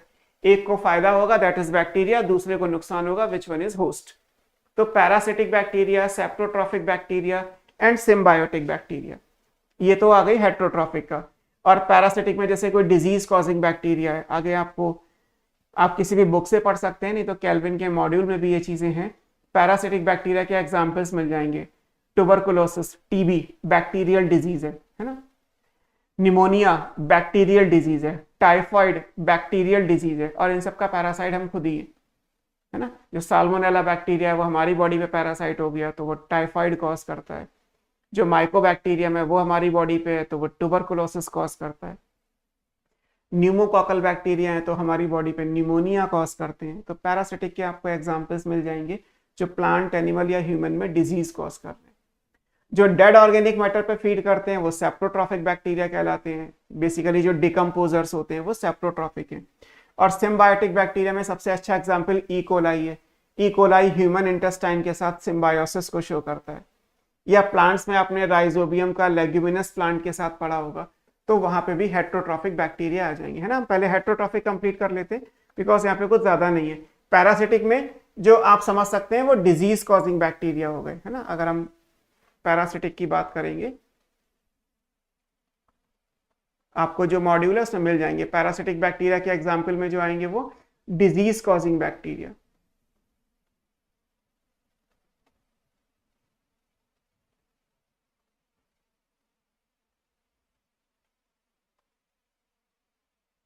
जो डिजीज कॉज करने वाले बैक्टीरिया हैं वो हमारे हो गए पैरासिटिक, है ना। हालांकि पैरासिटिक का मतलब होता है केवल होस्ट की बॉडी से न्यूट्रिशन लेना, और न्यूट्रिशन लेने में डिजीज होगी या नहीं होगी वो सेकेंडरी थिंग है। बट यहां ये दोनों बातें सेम है। डिजीज कॉजिंग को हम बेसिकली बोलते हैं पैथोजेनिक। पैथोजन का मतलब है डिजीज कॉजिंग ऑर्गेनिज्म, तो पैरासिटिक पैथोजेनिक इस केस में है। जहां तक सेप्रोट्रॉफिक की बात है, उसके एग्जाम्पल में जो डिकम्पोजिशन के बैक्टीरिया हैं, जो डिकम्पोजिशन वाले बैक्टीरिया आप 12th में पढ़ते हैं, जो डिकम्पोजिशन के एग्जाम्पल में आएंगे वो बैक्टीरिया सेप्रोट्रॉफिक बैक्टीरिया हो गए, है ना। और इसी तरीके से अगर आप सिम्बायोटिक बैक्टीरिया लेंगे तो सिम्बायोटिक में दो एग्जाम्पल तो आप जानते ही हैं। एक ई कोलाई है विद ह्यूमन इंटेस्टाइन, और दूसरा आप लेते हैं राइजोबियम, जो आपको आगे भी पढ़ना है, इन लेग्यूमिनस प्लांट। तो राइजोबियम का लेग्यूमिनस प्लांट के साथ और ई कोलाई का ह्यूमन के साथ जो एसोसिएशन है वो सिम्बायोसिस के एग्जाम्पल में आएगा, है ना। तो इसलिए आपको ये दोनों चीजें याद रखनी है। क्लियर। अब हम बात करते हैं अपने स्टार्टिंग की, क्योंकि बेसिकली हमें यहाँ पे जो समझना है वो ऑटोट्रॉफिज्म को समझना है कि ऑटोट्रॉफिज्म का केस क्या है। ऑटोट्रॉफिक का मतलब है फूड की प्रिपरेशन खुद करना। उसको करने के लिए दो चीजें हैं, या तो हमें केमिकल एनर्जी चाहिए या फिर हमें लाइट एनर्जी चाहिए, क्योंकि एनर्जी तो चाहिए, मॉलिक्यूल की सिंथेसिस होनी है। So bacteria requires energy. अब एनर्जी अगर केमिस्ट्री की है, केमिकल एनर्जी, मेटाबॉलिक एनर्जी है तो कीमो ऑटोट्रॉफ। अगर सनलाइट की एनर्जी है तो उसके हिसाब से फोटो ऑटोट्रॉफ। विधि ने क्या पूछ लिया, समीर ने भी पूछा है, व्हाट अबाउट लाइकेन। लाइकेन में बैक्टीरिया कहां से आ गए। विधि ने पूछा लाइकेन में फंगी और एल्गी का सिम्बायोटिक रिलेशनशिप है। यस बिल्कुल है। तो समीर ने लाइकेन की बात कहां से कर दी।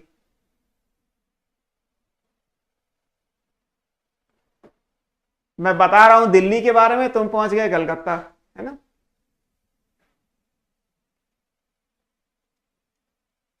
समीर, लाइकेन में तो एल्गी फंगी है, वहां तो कोई बैक्टीरिया की बात ही नहीं है, या सिम्बायोसिस को देख के लाइकेन में पहुंच गए। टॉपिक सिम्बायोसिस नहीं है, टॉपिक बैक्टीरिया है ना। Sir I was telling Sameer, मुझे पता है विधि आप समीर को ही बता रही थी, मैं समीर को ही बोल रहा हूं बेसिकली, कि समीर कह रहे हैं कि व्हाट अबाउट लाइकेन। लाइकेन कहां से आ गया। पहली चीज ये कि लाइकेन एल्गी और फंगी का है, ये तो आपको भी पता होगा। और अगर लाइकेन इस वजह से आ गया कि क्योंकि मैंने सिम्बायोटिक लिख दिया, तो इसका मतलब ये थोड़ा ना कि मैं सिम्बायोसिस पढ़ाना शुरू कर दिया आपको। मैं जो सिम्बायोसिस में एग्जाम्पल पढ़ाऊंगा उसमें एक बैक्टीरिया होगा, बिकॉज आपको बैक्टीरिया की सिम्बायोसिस पढ़नी है, एल्गी फंगी की सिम्बायोसिस हो ना पढ़नी है। टर्म से कंफ्यूज हो गया, कंफ्यूजन दूर करो बेटा। अच्छी बात है, अभी आप कंफ्यूज हो रहे हो। कंफ्यूज होने का मतलब है कि कुछ पता है। दो चीजें होती हैं, अगर कोई रिस्पॉन्स भी आ रहा है और गलत आ रहा है तो इसका मतलब वो ट्राई तो कर रहा है। सो इट्स गुड कि आप कंफ्यूज हैं फिलहाल के लिए, कि चलो आपको कुछ तो पता है कि सिम्बायोसिस है, चलो एल्गी फंगी से नहीं तो बैक्टीरिया और प्लांट एनिमल का देख लेंगे। बट अभी के लिए मेरे हिसाब से इस क्वेश्चन में कंफ्यूजन नहीं होना चाहिए, बिकॉज ये बहुत सिंपल क्वेश्चन है कि लाइकेन एल्गी और फंगी का सिम्बायोटिक एसोसिएशन है ना। ऐसे क्वेश्चंस के लिए तो मैं मानता हूं कि आपको शायद हमारी भी जरूरत नहीं है। ये तो बहुत सिंपल क्वेश्चन है, सीधे सीधे डेफिनेशन है कि लाइकेन क्या होता है, symbiotic association of algae and fungi, है ना। जब आप सिम्बायोसिस पढ़ते हो तो टर्म सिम्बायोसिस पूरे किंगडम में जहां जहां आएगा सब एग्जाम्पल आएंगे, बट अभी हमारा एग्जाम्पल बैक्टीरिया के साथ है। अब बैक्टीरिया के साथ प्लांट हो सकता है, मैंने एक एग्जाम्पल दे दिया, rhizobium is the bacteria and plant are the legumes. Bacteria के साथ एनिमल हो सकता है, ह्यूमन बेसिकली, तो मैंने एग्जाम्पल दे दिया E coli along with human, तो ई कोलाई ह्यूमन इंटेस्टाइन के अंदर सिम्बायोटिकली है। आप बैक्टीरिया एनिमल के हिसाब से भी ले सकते हो, और सिम्बायोसिस तो प्लांट की एनिमल के हिसाब से भी होती है, एल्गी और फंगी की भी होती है, फंगी और प्लांट की भी होती है, प्रोटोजोन्स और एनिमल्स की भी सिम्बायोसिस है, बैक्टीरिया और प्रोटोजोन्स की भी सिम्बायोसिस है। तो सिम्बायोसिस के एग्जाम्पल तो हम आगे बहुत सारे पढ़ेंगे, इसलिए अभी आपको केवल ये याद रखना है, E coli with human and rhizobium with legumes, ये हमारे लिए सही है, आप फिलहाल इस पर फोकस कर सकते हैं। हम बात कर रहे थे फोटो ऑटोट्रॉफिक की और कीमो ऑटोट्रॉफिक की। पहले आते हैं कीमो ऑटोट्रॉफ, बिकॉज ये भी एक क्वेश्चन होगा कि इवोल्यूशन में पहले कौन से बैक्टीरिया आए, पहले कीमोसिंथेसिस हुई या पहले फोटोसिंथेसिस हुई। फिनोमिना क्या कहलाएगा, फिनोमिना इज कॉल्ड कीमोसिंथेसिस। जैसे अभी तक आप फोटोसिंथेसिस पढ़ रहे थे, यहां क्या वर्ड यूज करेंगे, कीमोसिंथेसिस वर्ड यूज करेंगे, क्योंकि जो बैक्टीरिया है वो क्या कहलाएंगे, कीमो ऑटोट्रॉफ। ये वो है जो मेटाबॉलिक एनर्जी को यूज करके अपनी सिंथेसिस कर सकते हैं, अपना फूड प्रिपेयर कर सकते हैं। और इसमें से जो सिलेबस में आपके दिए हैं एनसीईआरटी ने, वो नाइट्रीफाइंग बैक्टीरिया दिए हुए हैं। जो नाइट्रीफाइंग बैक्टीरिया है दोज आर कीमो ऑटोट्रॉफ। कहां लिखा है एनसीईआरटी में, अब बताओ, ये मेरा क्वेश्चन है। नाइट्रीफाइंग बैक्टीरिया मोनेरा में तो दिया नहीं है, एनसीईआरटी ने कहां डिस्कस किया है,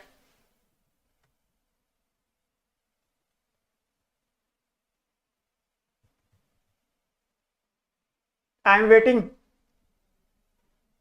जल्दी बताओ। मिनरल न्यूट्रिशन में, yes, Vidhi and Deepanshu, Nidhi chapter 15, मुझे तो याद है बेटा चैप्टर 15 है मिनरल न्यूट्रिशन, आपको याद है, निधि ने लिखा है चैप्टर 15, चैप्टर 15 मिनरल न्यूट्रिशन नहीं है, मिनरल न्यूट्रिशन चैप्टर नंबर 12 है, एनसीईआरटी 11th। चैप्टर 15 तो प्लांट ग्रोथ एंड डेवलपमेंट है, चैप्टर 16 से तो डाइजेशन और एब्जॉर्प्शन शुरू हो जाएगा, है ना। सो चैप्टर 9 किसने लिखा है, प्रशांत शर्मा। आपको अपनी एनसीईआरटी के चैप्टर्स ही नहीं पता, है ना। चैप्टर 9 कौन सा है, बायोमॉलिक्यूल्स। ये तो जूलॉजी के भी चैप्टर्स पता है। जिस चीज पे पढ़ने वाले हो कम से कम वो तो देख लो कि मुझे एनसीईआरटी में कौन कौन से चैप्टर्स पढ़ने हैं, और हम बॉटनी में क्या पढ़ रहे हैं और जू में क्या पढ़ रहे हैं, ये सब तो आपको फेज प्लान और उन सब चीजों में भी मिल जाता है। एनी हाउ, नाइट्रोजन साइकिल के टाइम पे जब नाइट्रोजन साइकिल आप पढ़ते हैं तो वहां पे लिखा है कि जो नाइट्रीफाइंग बैक्टीरिया है वो कीमो ऑटोट्रॉफ बैक्टीरिया है। उनके एग्जाम्पल भी दिए हैं, नाइट्रोसोमोनास एंड नाइट्रोबैक्टर, क्लियर। इसीलिए जैसे मैंने पिछली क्लास में भी ये लाइन बोली थी और एक बार पहले भी बोली थी, आगे भी कई बार आएगी, कि एनसीईआरटी में सब बिखरा हुआ है, आपको समेटना है। न्यूट्रिशन बैक्टीरिया का यहां दिया है मोनेरा में, मोनेरा की प्रॉपर्टी में, फिर एग्जाम्पल दे रखा है मिनरल न्यूट्रिशन में, फिर आगे कहीं 12th की बुक में जाओगे तो वहां सिम्बायोसिस में कुछ और चीजें मिल जाएंगी आपको, तो डिकम्पोजिशन इकोसिस्टम वाले चैप्टर में दिया हुआ है, सब बिखरा बिखरा पड़ा है, आपको सब एक जगह लेके आना है। तो कीमो ऑटोट्रॉफ के वो एग्जाम्पल जो एनसीईआरटी में दिए हैं, दैट इज नाइट्रीफाइंग बैक्टीरिया। अब नाइट्रीफाइंग बैक्टीरिया बेसिकली क्या करते हैं, नाइट्रीफाइंग बैक्टीरिया हम पहला एग्जाम्पल ले रहे हैं कीमोसिंथेसिस में, अगर आप पहला एग्जाम्पल ले लीजिए तो ये नाइट्रीफाइंग बैक्टीरिया है। ये क्या करते हैं, ये दो काम करते हैं। पहला काम तो ये कि ये अमोनियम आयन को नाइट्राइट में कन्वर्ट करते हैं और एनर्जी रिलीज होगी, और दूसरे रिएक्शन में ये नाइट्राइट से नाइट्रेट बनाते हैं और फिर एनर्जी रिलीज होती है। और जो ये एनर्जी रिलीज हो रही है, this energy is used for the synthesis of food, इसीलिए ये कीमो ऑटोट्रॉफ हो गए। This energy is the metabolic energy, तो ये इस मेटाबॉलिक एनर्जी को यूज करके अपना काम करते हैं, क्लियर। पहले स्टेप पे अमोनियम आयन से नाइट्राइट बनेगा और दूसरे स्टेप पे नाइट्राइट से नाइट्रेट बनेगा, है ना। यहां से भी एक क्वेश्चन आया हुआ है कि जो कीमो ऑटोट्रॉफिक बैक्टीरिया हैं बेसिकली वो फोटो कीमोसिंथेसिस कैसे करते हैं, और ऑप्शंस में दिया है by the oxidation of organic compound, bye the oxidation of inorganic compound, by the reduction of organic compound, by the reduction of inorganic compound. बताओ ये क्या हुआ स्टेटमेंट? यहां जो हो रहा है वो ऑक्सीडेशन है या रिडक्शन है, ऑर्गेनिक का है या इनऑर्गेनिक का है? अब ये तो पूरी केमिस्ट्री का ही क्वेश्चन है, बट फिर भी बॉटनी में ही पूछा गया।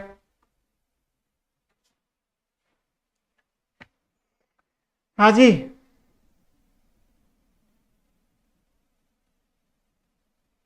Bye the oxidation, Raini Devi ने लिखा है by the oxidation of inorganic, Anshika ने लिखा है oxidation inorganic, oxidising inorganic, Fareen ने भी लिखा है इनऑर्गेनिक ऑक्सीडाइज। यस, ये बेसिकली क्या है? Oxidation of inorganic compounds. Inorganic compound को ऑक्सीडाइज करके जो एनर्जी रिलीज हो रही है उसको ये यूज करते हैं। अमोनियम आयन से नाइट्राइट और नाइट्राइट से नाइट्रेट। क्लियर? एग्जाम्पल क्या क्या है, क्योंकि दोनों रिएक्शंस के एग्जाम्पल बैक्टीरिया के अलग हैं। जो पहला वाला है दैट इज अमोनियम से नाइट्राइट बनाना, यहां जो एग्जाम्पल है वो क्या है? नाइट्रोसोमोनास।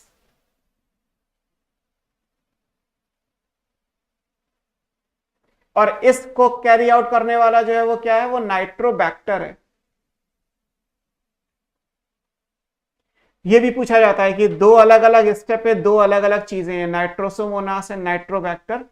अमोनियम से नाइट्राइट पे नाइट्रोसोमोनास, और नाइट्राइट से नाइट्रेट पे जब आएंगे आप तो नाइट्रोबैक्टर। एनसीईआरटी में एक एग्जाम्पल और दिया है, अमोनियम से नाइट्राइट बनाने में एक एग्जाम्पल और है। बताओ क्या दिया हुआ है?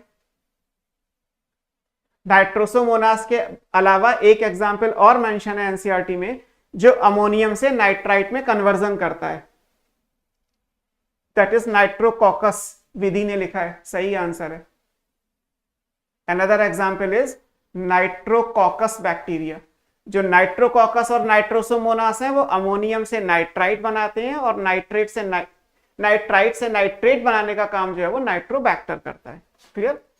सो वेरी गुड, सारी चीजें सही हैं इस मामले में। और ये नाइट्रीफाइंग बैक्टीरिया कीमो ऑटोट्रॉफ में आते हैं। मैंने आपसे जो पूछा इनऑर्गेनिक और ऑक्सीडेशन, ये चीज अगर आप यहां पढ़ते तो भी लिखा था पिछली स्लाइड में जब हमने ये कीमो ऑटोट्रॉफ पढ़ा था, तो यहाँ डेफिनेशन में लिखा है by oxidising certain inorganic substances, ये लिखा हुआ है।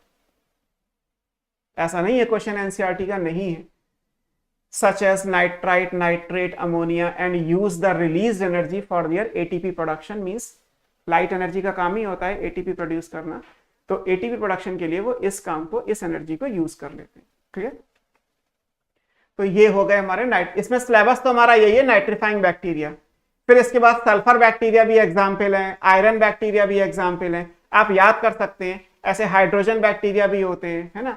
तो मैथेन बैक्टीरिया भी है। ये सब कीमो ऑटोट्रॉफिक बैक्टीरिया हैं। नाइट्रीफाइंग, सल्फर, आयरन, और नाइट्रीफाइंग की डिटेल आपको याद करनी है बिकॉज वो nitrogen cycle mineral nutrition chapter 12 में एनसीईआरटी 11th में आगे डिस्कस की गई है।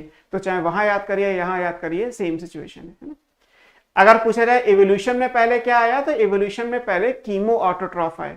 अगर आप केमिकल इवोल्यूशन पढ़ेंगे तो जो पहली सेल बनी होगी बेसिकली वो कीमो ऑटोट्रॉफिक रही होगी, बिकॉज लाइट को यूज करने का काम बाद में किया गया, पहले मेटाबॉलिक एनर्जी को यूज करने का काम किया गया। इनऑर्गेनिक चीजें पहले से ही प्रेजेंट थी, उनका सिर्फ ऑक्सीडेशन करना था।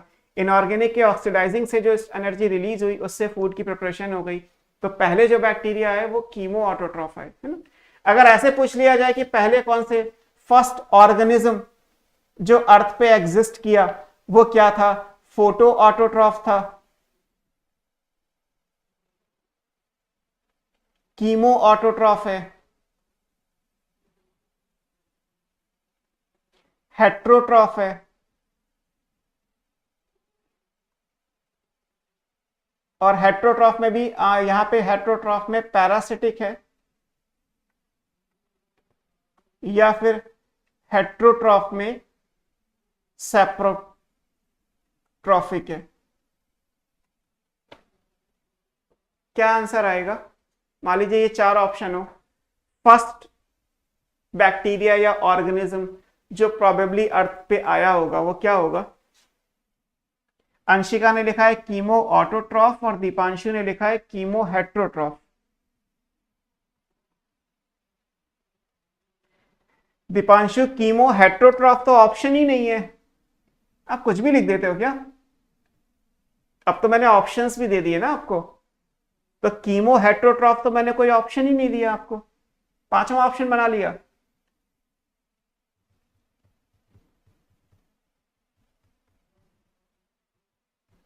बताओ, पहली चीज तो ये है, दीपांशु की बात खत्म करते हैं।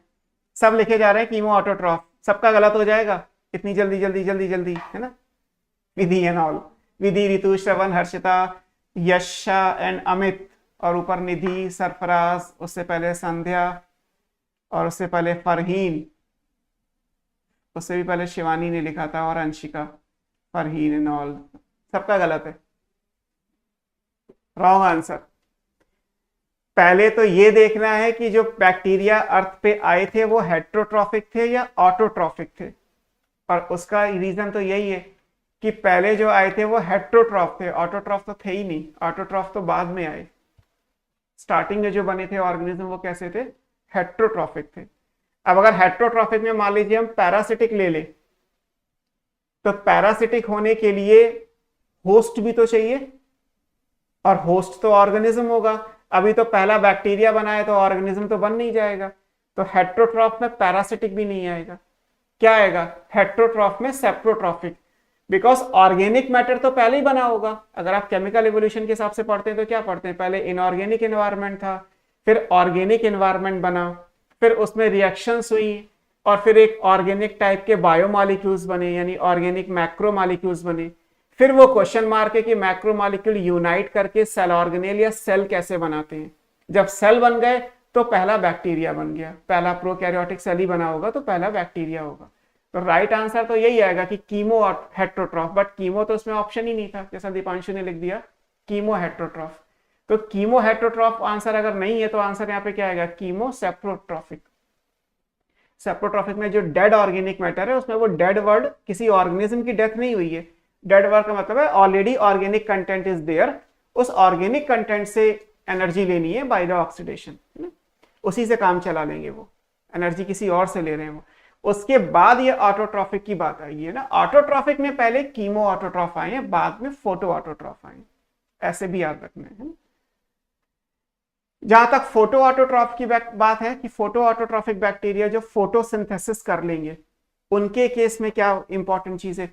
उनके केस में इंपॉर्टेंट चीज ये आती है कि जैसे मान लीजिए ये बैक्टीरिया है, अभी हमने पढ़ा था, तो बैक्टीरिया अगर फोटोसिंथेसिस कर रहा है तो उसके अंदर फोटोसिंथेटिक लैमेली यानी कि ये स्ट्रक्चर होगा। इस स्ट्रक्चर को हमने क्या बोला है? इसको हमने बोला था क्रोमैटोफोर। इसमें पिगमेंट्स हैं, मेम्ब्रेन बाउंड पिगमेंट्स हैं। अब ये पिगमेंट दो हो सकते हैं, या तो होगा पर्पल सल्फर बैक्टीरिया है तो यहाँ पे जो पिगमेंट आएगा वो अभी हमने लिखा था पीछे भी, बैक्टीरियो परप्यूरिन है। और अगर ग्रीन है तो यहाँ पे जो पिगमेंट आएगा वो क्या है? This is called bacterioviridin. यहां क्लोरोफिल नहीं है, बैक्टीरिया में क्लोरोफिल नहीं होता। बैक्टीरिया अगर फोटोसिंथेसिस करेगा तो पिगमेंट इज डिफरेंट। डिफरेंट क्या है? अगर ग्रीन कलर का बैक्टीरिया है तो बैक्टीरियो विरिडिन, और पर्पल कलर का है तो बैक्टीरियो परप्यूरिन। जैसा होगा वैसा आ जाएगा। दोनों में कॉमन क्या है कि जो भी फोटोसिंथेटिक बैक्टीरिया है बेसिकली वो कैसे हो गए? दीज आर सल्फर बैक्टीरिया, क्योंकि सल्फर तो दोनों में ही आ रहा है, ग्रीन सल्फर, पर्पल सल्फर। तो सल्फर की प्रेजेंस तो इंपॉर्टेंट है, ये जहां भी ग्रो करते हैं वहां पे एक्चुअली सल्फर को यूज करते हैं। अगेन अगर आपको फोटोसिंथेसिस याद हो तो फोटोसिंथेसिस वाले चैप्टर में एक डिस्कवरी दी हुई है जहां पे ये कहा गया है कि बैक्टीरिया की फोटोसिंथेसिस जो होती है, this is called bacterial photosynthesis. इसको हम क्या बोलेंगे? Bacterial photosynthesis. ये नॉर्मल प्लांट की फोटोसिंथेसिस से अलग है। अलग किस सेंस में है? कि ये एन ऑक्सीजेनिक होती है। इस फोटोसिंथेसिस में ऑक्सीजन रिलीज नहीं होती। किसका एक्सपेरिमेंट है ये बताओ? फोटोसिंथेसिस में एक साइंटिस्ट का नाम है जिन्होंने ये कहा कि बैक्टीरिया की फोटोसिंथेसिस के टाइम पे ऑक्सीजन इवॉल्व नहीं होती। जैसे नॉर्मल फोटोसिंथेसिस में आप लिखते हैं कि ऑक्सीजन इवॉल्व होती है, तो बैक्टीरियल फोटोसिंथेसिस में ऑक्सीजन इवॉल्व नहीं होती। ये किसका एक्सपेरिमेंट था? एनसीईआरटी का क्वेश्चन है।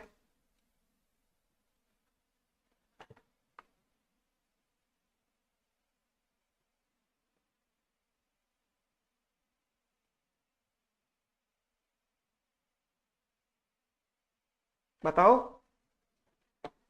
वहां रिएक्शन ये लिखी है आपकी बुक में कि जैसे नॉर्मल फोटोसिंथेसिस में CO2 प्लस वाटर होता है और बनता है यहां पे glucose plus oxygen, oxygen release हो जाती है। बैक्टीरिया में वहां पे इक्वेशन लिखी है CO2 प्लस H2A, तो बनेगा तो ग्लूकोज ही और यहां A आ जाएगा। और अगर मान लीजिए हम इस CO2 की जगह लिख दें H2S, तो इसका मतलब यहां पे ग्लूकोज आ जाएगा प्लस यहां पे S आएगा या सल्फर के कंपाउंड आ जाएंगे।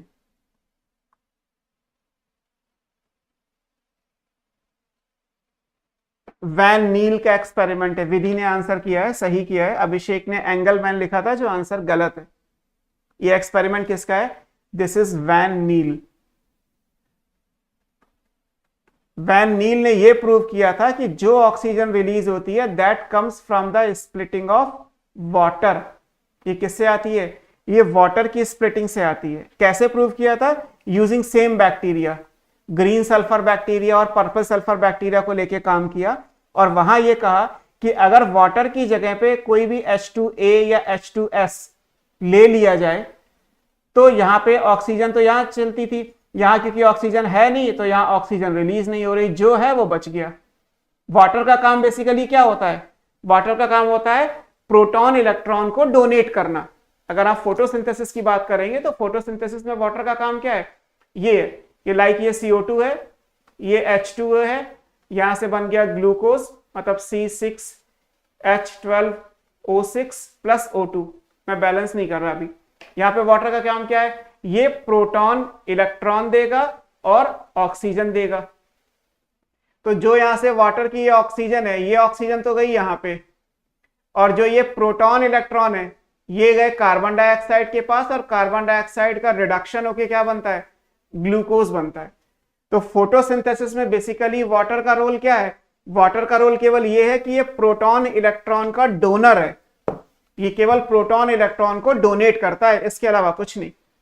तो अगर हम प्रोटॉन इलेक्ट्रॉन का donor rather than water H2A या H2S ले लें तो फिर ऑक्सीजन रिलीज नहीं होगी, जो बचेगा वो A। अगर A लिया है तो A बच गया। अगर सल्फर है तो यहां क्या बनेगा? सल्फर या तो इनऑर्गेनिक फॉर्म में, अभी बताया था, मेटेलिक फॉर्म में, डस्ट फॉर्म में एग्जिस्ट करेगी, या सल्फर किसी के साथ रिएक्ट करके कोई सल्फर का कंपाउंड बना देगा, कोई सल्फेट या सल्फाइड बन जाएगा, है ना। And that's why these bacteria are sulphur bacteria. इनमें सल्फर कहां से आ रही है? क्योंकि जिस एनवायरमेंट में ये ग्रो कर रहे हैं, जिस एनवायरमेंट में ये बैक्टीरिया हैं वो सल्फर रिच है, वहां वो सल्फर को एब्जॉर्ब करते हैं, हाइड्रोजन सल्फाइड को लेते हैं, उससे प्रोटॉन इलेक्ट्रॉन को लेके वो फोटोसिंथेसिस कंप्लीट कर लेंगे। जो सल्फर है वो उनके साइटोप्लाज्म में पड़ी रहेगी। ये वही सल्फर ग्रैन्यूल्स हैं जो अभी आपने ऊपर पढ़े थे। स्ट्रक्चर में ये आगे क्या बन जाएंगे? These are called sulphur granules.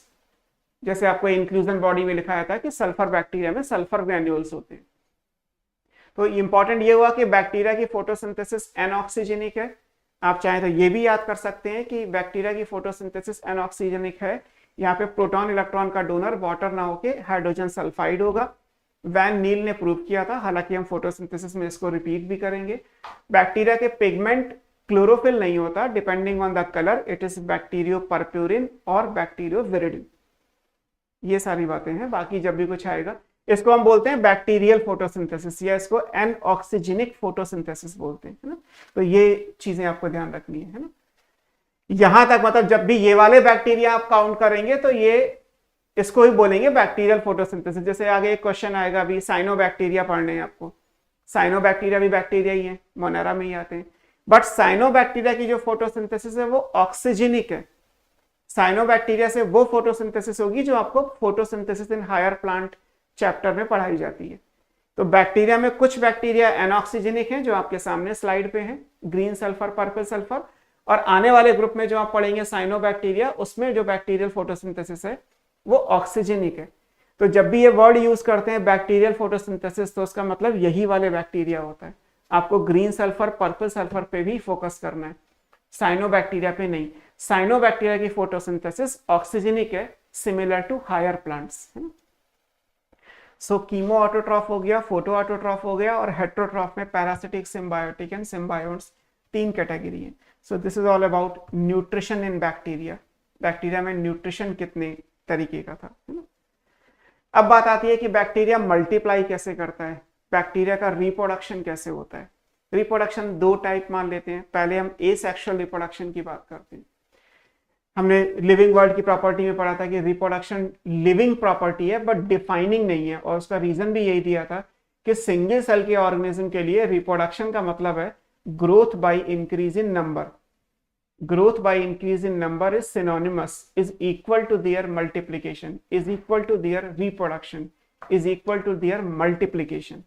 तो बैक्टीरिया मल्टीप्लाई कर रहा है या रिप्रोड्यूस कर रहा है या ग्रो कर रहा है बाय इंक्रीजिंग नंबर, सारी बातें एक होंगी।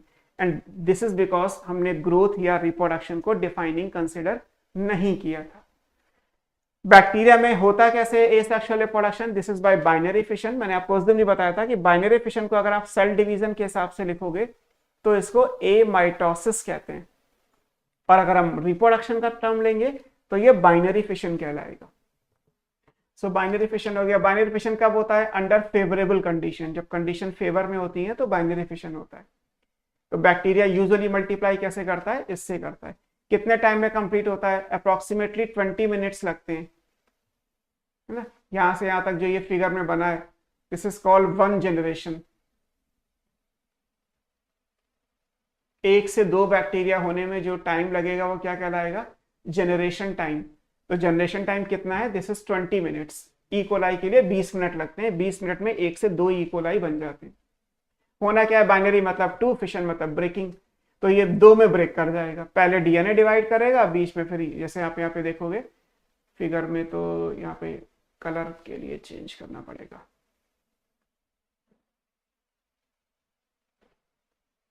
किससे ले सकते हैं, तो रेड लेते हैं।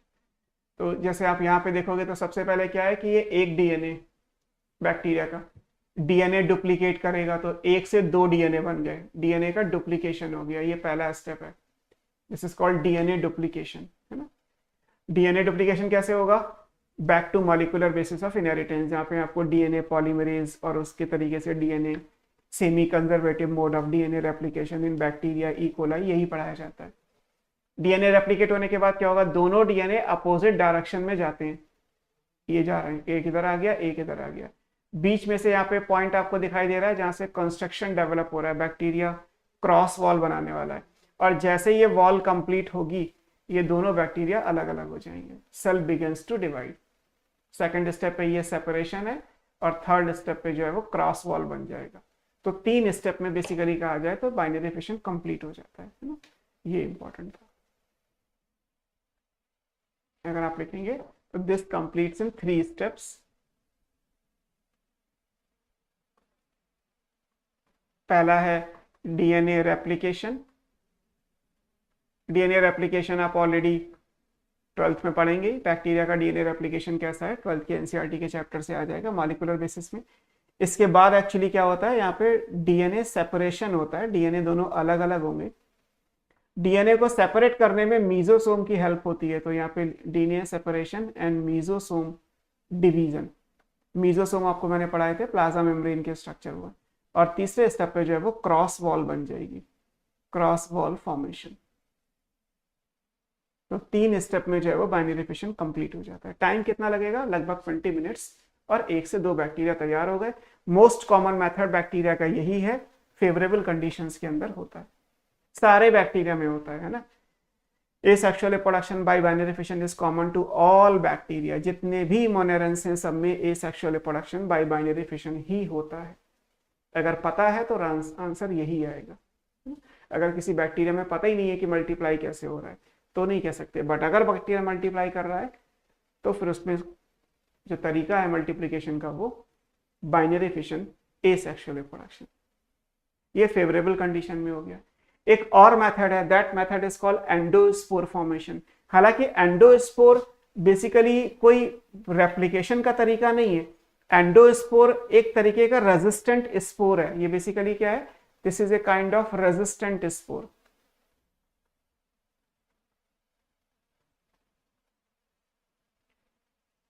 यूजुअली अनफेवरेबल कंडीशन में बनता है, जब कंडीशंस फेवरेबल नहीं होगी तो उनमें रेजिस्टेंट स्पोर्स बन जाते हैं। ये पेरिनेशन का भी काम करते हैं। पेरिनेशन का मतलब है to pass on adverse condition, है ना, डॉर्मेंट। तो ये इंपॉर्टेंट है कि दे ऑल्सो हेल्प इन पेरिनेट, है ना।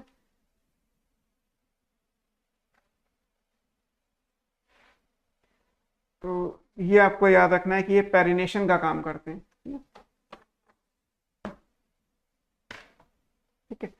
तो ये डॉर्मेंसी को पास, मान लीजिए कंडीशन फेवरेबल नहीं है तो उस डॉर्मेंसी को पास करने के लिए जो स्ट्रक्चर्स बनेंगे वो ये कहलाएंगे, ठीक है। तो ये आपको याद रखना है। अब एंडोस्पोर कौन बनाता है, तो उसमें दो बड़े कॉमन एग्जाम्पल है, बैसिलस और क्लॉस्ट्रीडियम। ये दो जीनस ऐसे हैं जिनकी स्पीशीज के अंदर एंडोस्पोर का फॉर्मेशन होता है। आपके लिए इंपॉर्टेंट यही है कि एंडोस्पोर रेजिस्टेंट स्पोर है। ऐसे क्वेश्चंस होंगे कि बैक्टीरिया अगर एंटीबायोटिक्स की प्रेजेंस को टॉलरेट कर लेता है, अगर बैक्टीरिया हाई टेम्परेचर को टॉलरेट कर लेता है, अगर बैक्टीरिया डेसिकेट नहीं होता, उससे वाटर का लॉस नहीं होता, तो उसका आंसर क्या है। तो उसका आंसर ये है कि बैक्टीरिया एंडोस्पोर की फॉर्म में प्रेजेंट होगा। है ये छोटा सा बैक्टीरिया ही, है ना। जैसे मान लीजिए होता क्या है कि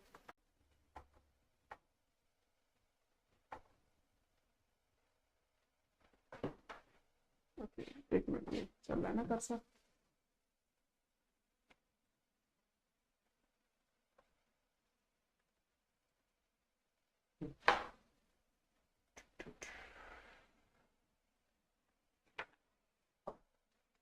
ये लो,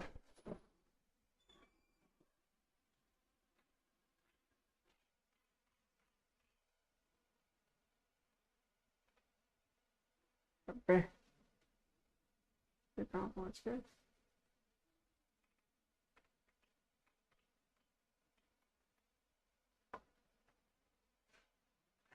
yes,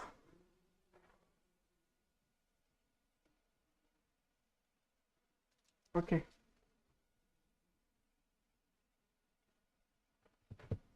welcome back.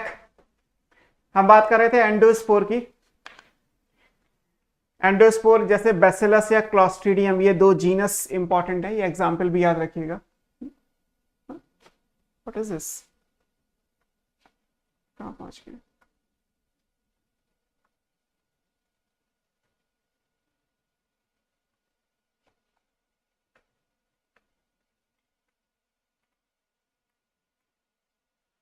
Okay, yes.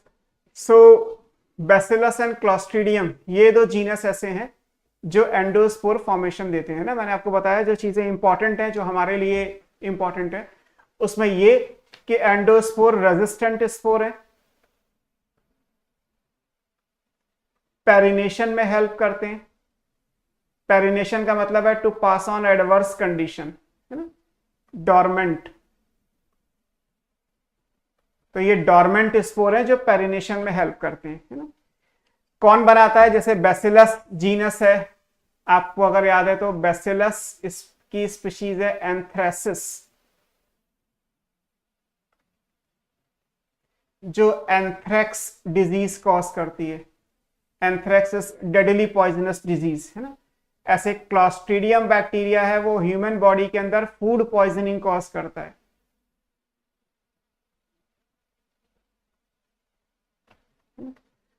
Food poisoning Clostridium से होती है, इसको आप ब्यूटुलिज्म कहते हैं।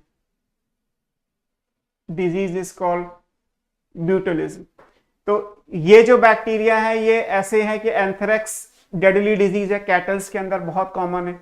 ऐसे फूड पॉइजनिंग भी बहुत कॉमन है। Boiled potato is a common source of bacillus and Clostridium. तो एक्चुअली ये एंडोस्पोर बनाते हैं, और एंडोस्पोर मैंने बताया रेजिस्टेंट है, ये एडवर्स कंडीशंस को भी टॉलरेट कर लेते हैं। तो अगर हाई टेम्परेचर है, या डेसिकेट नहीं हो पा रहे, या हाई प्रेशर को टॉलरेट कर रहे हैं, तो बिकॉज ऑफ एंडोस्पोर। तो एंडोस्पोर ये इंपॉर्टेंट है। एंडोस्पोर मैं ये बता रहा था कि आपको कि एंडोस्पोर ऐसा नहीं है कि एंडोस्पोर से कोई नंबर बढ़ रहा है। एंडोस्पोर केवल एक डॉर्मेंसी के पीरियड को पास ऑन करने के लिए मान लीजिए बनाया है। तो उसका मतलब है कि एक से एक ही रहेगा, मल्टीप्लाई जब भी करेगा वो बाइनरी फिशन से ही करेगा। जैसे ये बैक्टीरिया है, ये पूरा एक बैक्टीरिया है, ये मान लीजिए बैक्टीरिया का जेनेटिक मटेरियल था, आपने पढ़ा था अभी। अब होगा क्या कि ये बैक्टीरिया का जेनेटिक मटेरियल है, इसके ऊपर मेम्ब्रेन बनना शुरू होती है। पहले एक मेम्ब्रेन बनेगी, क्योंकि बैक्टीरिया के लिए इस पूरे सेल के अंदर सबसे इंपॉर्टेंट क्या है, ये कोर वाला सेक्शन है। तो जो कोर वाला सेक्शन है वो सबसे पहले बना, तो ये कोर बन गया। अब इस कोर के ऊपर एक और मेम्ब्रेन डेवलप होगी, है ना, इसको हम बोलते हैं इनर मेम्ब्रेन ऑफ एंडोस्पोर। तो ये इनर मेम्ब्रेन आ गया। फिर इसके ऊपर एक कॉर्टेक्स की लेयर डेवलप होगी, एक बाहर वाली लेयर बनेगी जिसको हम कॉर्टेक्स बोलते हैं। इसके बाद फिर एक मेम्ब्रेन बनेगी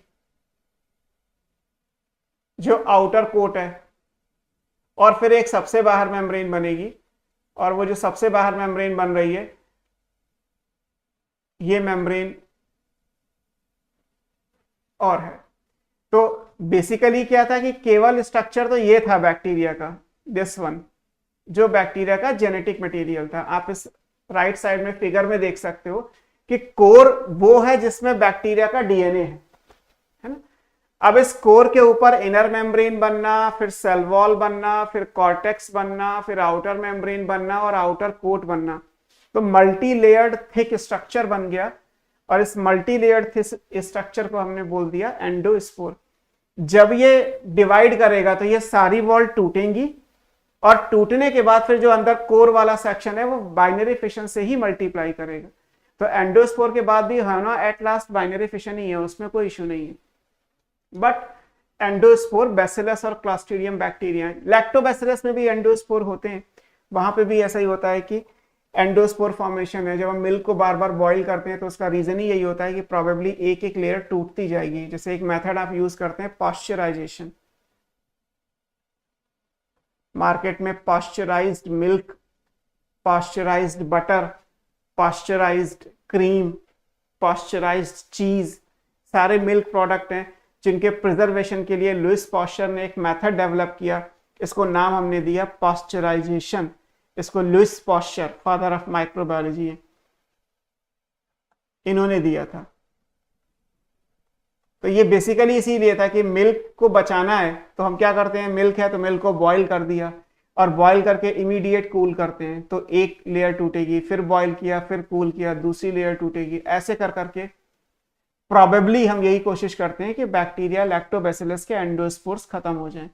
अगर बचा रह जाएगा तो जैसे ही सुटेबल कंडीशन मिलेंगी एंडोस्पोर डिवाइड करके फिर बैक्टीरिया बना देगा, फिर मिल्क खराब हो जाएगा। तो लैक्टोबैसिलस हो गया, बैसिलस हो गया, क्लॉस्ट्रिडियम हो गया, ये वो बैक्टीरिया हैं जो एंडोस्पोर फॉर्मेशन करते हैं। इसमें बैसिलस और क्लॉस्ट्रिडियम इंपॉर्टेंट है, याद रखिएगा, है ना। So asexual reproduction basically by binary fission ही होगा, but there are few case जहां पे रेजिस्टेंट स्पोर्स बनते हैं जिनको आप एंडोस्पोर कहते हैं, है ना, ये इंपॉर्टेंट है। देन आता है सेक्सुअल या जेनेटिक रिकॉम्बिनेशन इन बैक्टीरिया, है ना। अब बैक्टीरिया में actually sexual reproduction word use नहीं करते, जैसे यहां पे रिकॉम्बिनेशन लिखा हुआ है rather than reproduction, because sexual reproduction का मतलब हम ये पढ़ते हैं it's a process where meiosis and syngamy both are involve. लेकिन एक्चुअली बैक्टीरिया के अंदर आपने पढ़ा है माइटोसिस मियोसिस तो होती नहीं, बैक्टीरिया में गैमीट्स ही नहीं बनते, तो गैमीट्स फ्यूज कैसे करेंगे। सो एक मेजर चीज ये कि बैक्टीरिया में सेक्सुअल रिप्रोडक्शन जो टर्म यूज करते भी हैं तो गलत करते हैं। एक्चुअली जो वर्ड यूज होना चाहिए सेक्सुअल या जेनेटिक रिकॉम्बिनेशन, की कोई भी दो बैक्टीरिया कैसे मिलके कोई नया बनाएंगे। रिकॉम्बिनेशन का मतलब नया, हालांकि सेक्सुअल रिप्रोडक्शन का पर्पस भी यही होता है। अगर मान लीजिए जाइगोट और एग और स्पर्म मिलके जाइगोट बन भी गया तो पर्पस तो यही है ना कि जाइगोट में जो कॉम्बिनेशन है क्रॉसिंग ओवर की वजह से जो नए वेरिएशन आए, पर्पस वहां भी रिकॉम्बिनेशन ही है, but by meiosis and syngamy हुआ। यहां भी पर्पस रिकॉम्बिनेशन है but not bye meiosis and syngamy. So ideally अगर कहा जाए तो sexual reproduction in bacteria is absent, statement यही होगा। इन टर्म्स ऑफ रिप्रोडक्शन या उसके पैरेलल में जो प्रॉपर्टी है वो क्या है, दैट इज कॉल्ड सेक्सुअल और जेनेटिक रिकॉम्बिनेशन। तीन टाइप का होता है, ट्रांसफॉर्मेशन, कॉन्जुगेशन, ट्रांसडक्शन। एनसीईआरटी में बहुत थोड़ा सा कंटेंट है, आगे हम इसको कहीं डिस्कस भी करेंगे। ट्रांसफॉर्मेशन, कॉन्जुगेशन, ट्रांसडक्शन, तीन अलग अलग टाइप का है। ऐसा भी नहीं है कि तीनों एक ही बैक्टीरिया में हो जाएंगे, और ऐसा भी नहीं है कि इन तीनों में से कोई एक हर बैक्टीरिया में होगा। ये डिस्कवरी के पॉइंट ऑफ व्यू से है कि भाई जहां जो मिला रिकॉम्बिनेशन का तरीका वो आपको मेंशन कर दिया गया है ना। जैसे आप ट्रांसफॉर्मेशन को देखोगे तो ये आपको 12th की बुक में मिलेगा, ये फ्रेडरिक ग्रिफ्थ ने दिया था, discovered by Frederick Griffith while working on pneumococcal bacteria।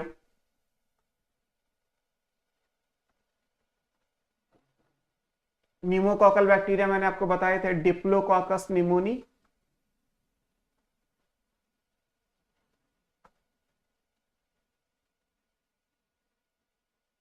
हालांकि जो इनके रिसर्च पेपर में है वो स्ट्रेप्टोकॉकस निमोनी है, बट दोनों में कॉकस कॉमन है, दोनों स्फेरिकल शेप के हैं और दोनों ही निमोनिया कॉज करते हैं।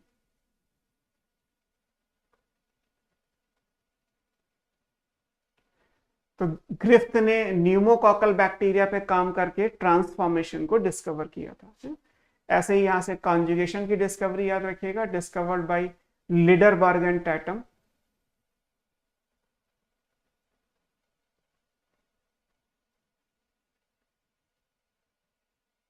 while working on E. coli। और जहां तक ट्रांसडक्शन की बात है, ये दिया था जिंडर एंड लिडरबर्ग ने, लिडरबर्ग दोनों जगह है। while working on salmonella, salmonella bacteria है जो टाइफाइड कॉज करता है, टाइफाइड। तो एक निमोनिया कॉज करने वाला बैक्टीरिया जिसमें ग्रिफ्थ ने ट्रांसफॉर्मेशन को डिस्कवर किया, एक ई कोलाई है जिसमें लिडरबर्ग और टैटम ने कॉन्जुगेशन को देखा। ई कोलाई डिजीज कॉज नहीं करता, अभी लिखा ही था आपने, ह्यूमन इंटेस्टाइन का सिम्बायोटिक बैक्टीरिया है। और तीसरा साल्मोनेला टाइफाई है जो जिंडर एंड लिडरबर्ग ने इस बैक्टीरिया में ट्रांसडक्शन को डिस्कवर किया। एक ब्रीफ करके खत्म करते हैं इसे। ट्रांसफॉर्मेशन हालांकि हम 12th में पढ़ते ही हैं। ट्रांसफॉर्मेशन बेसिकली ये एक्सप्लेन करता है कि कोई भी ए वायरुलेंट जिसमें डिजीज कॉज करने का नहीं है, ए वायरुलेंट का मतलब वहां पे था आर स्ट्रेन, जो डिजीज कॉज नहीं करता, ये कन्वर्ट किस में होगा, ये वायरुलेंट में कन्वर्ट होगा। वायरुलेंट का मतलब वो डिजीज कॉज करता है, उसको आप एस स्ट्रेन बोलते हैं। तो कोई भी ए वायरुलेंट बैक्टीरिया वायरुलेंट में कैसे कन्वर्ट होता है, इसके लिए ट्रांसफॉर्मेशन एक्सपेरिमेंट है। यहां नहीं पढ़ना बिकॉज ये 12th की बुक में आपका डिटेल दिया है। वहां पे ट्रांसफॉर्मेशन ये भी प्रूव करता है, this is the first experiment which prove that DNA is the genetic material. Actually 12th में हेडिंग यही है कि डीएनए जेनेटिक मटेरियल है, इस बात को प्रूव कैसे किया जाए। तो उसको प्रूव करने के लिए जो पहला एक्सपेरिमेंट था दैट इज ट्रांसफॉर्मेशन एक्सपेरिमेंट, और दूसरा आपकी बुक में हार्शे एंड चेस का बैक्टीरियोफेज मल्टीप्लिकेशन दिया है। सो वहां 12th में दो हम अलग अलग एक्सपेरिमेंट पढ़ेंगे जो ये प्रूव करेंगे कि ट्रांसफॉर्मेशन कैसे होता है। बट ट्रांसफॉर्मेशन में है क्या, एक ऐसा बैक्टीरिया का स्ट्रेन है जो डिजीज कॉज नहीं करता, आर स्ट्रेन, ए वायरुलेंट, और एक ऐसा है जो डिजीज कॉज करता है, वायरुलेंट, एस स्ट्रेन। अब आर वाला एस में कैसे ट्रांसफॉर्म होता है, ट्रांसफॉर्म मतलब बदलना, आर वाला कैसे एस में चेंज होता है, इस बात के लिए ट्रांसफॉर्मेशन एक्सपेरिमेंट किया गया था। ये जो इमेज बनी हुई है एक सिंपल सा स्टार्टिंग मटेरियल था कि अगर एस वाला क्योंकि डिजीज कॉज करता है, यहाँ पे आप देख ही रहे हैं एस वाला डिजीज कॉज करता है, तो जब माइस में इंजेक्ट करोगे तो माइस की डेथ हो जाएगी, है ना। आर वाला डिजीज कॉज नहीं करता, तो जब माइस में इंजेक्ट करोगे तो माइस सरवाइव करेगा।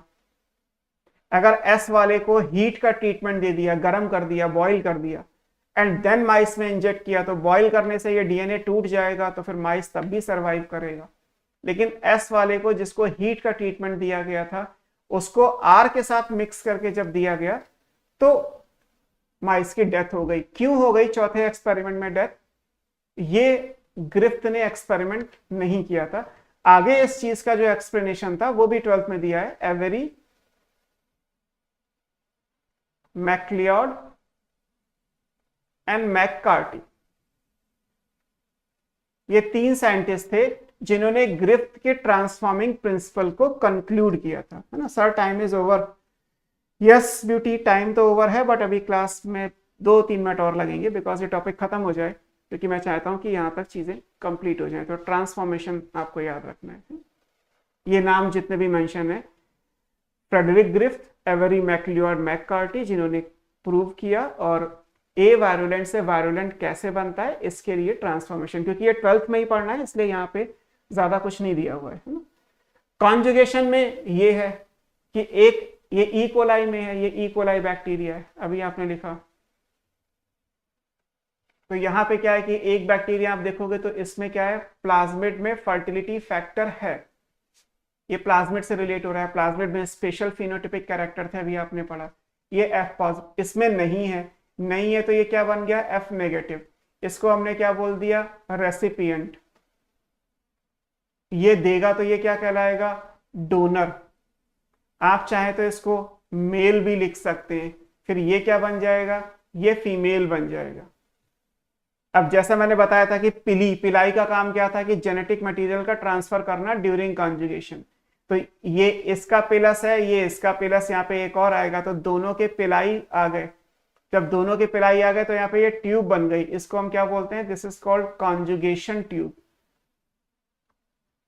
और क्योंकि डीएनए में रेप्लिकेशन की पावर होती है तो प्लाज्मिड अपना एक कॉपी बना के इस कॉन्जुगेशन ट्यूब से यहां दे देगा। तो जब यहां दे देगा तो ये वाले पे तो पहले से भी था, ये तो ओल्ड डोनर था, तो ये तो पहले से ही एफ पॉजिटिव था। अब इसके पास भी फर्टिलिटी फैक्टर हो गया तो ये न्यू डोनर बन गया। तो बहुत सिंपल है कि दो बैक्टीरिया सामने एक दूसरे के आए, पिलाई की वॉल जो है वो डिसॉल्व हो गई, और डिसॉल्व होने के बाद पिलाई की जब वॉल डिसॉल्व हो जाएगी तो क्या होगा कि एक पाथ बन जाएगा, एक कॉन्जुगेशन ट्यूब बन जाएगी। और जब कॉन्जुगेशन ट्यूब बन जाएगी तो उसमें क्या है कि एक बैक्टीरिया से दूसरा बैक्टीरिया में जेनेटिक मटेरियल ट्रांसफर कौन सा होगा, प्लाज्मिड वाला होगा, क्योंकि एफ पॉजिटिव के पास प्लाज्मिड है, एफ नेगेटिव के पास प्लाज्मिड नहीं है। और प्लाज्मिड डीएनए है तो डीएनए से कॉपी बनी सकती है। तो अगर प्लाज्मिड का डीएनए डिवाइड कर जाए और एक कॉपी एफ नेगेटिव को दे दे बाय द कॉन्जुगेशन ट्यूब, तो इसको कॉन्जुगेशन का मतलब बेसिकली होता है इन्वॉल्वेशन ऑफ टू, जहां पे दो इन्वॉल्व होंगे वह कॉन्जुगेशन वर्ड आता है। So this is called bacterial conjugation in simple term, where one bacteria that is donor or male F positive having fertility factor in its plasmid can make a copy and transfer this copy to the F negative recipient or female which not have a fertility factor.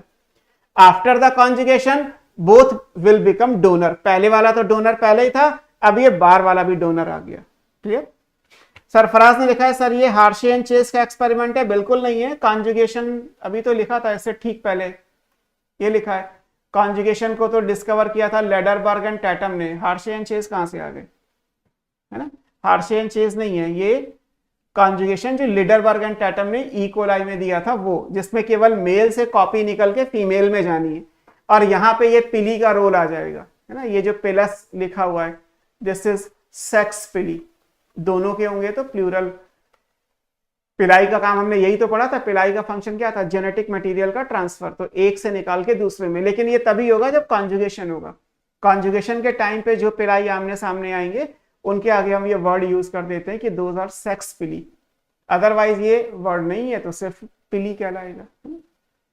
Third आता है last, transduction, जहां पे एक vector चाहिए। ये क्या है, this is transfer of genetic material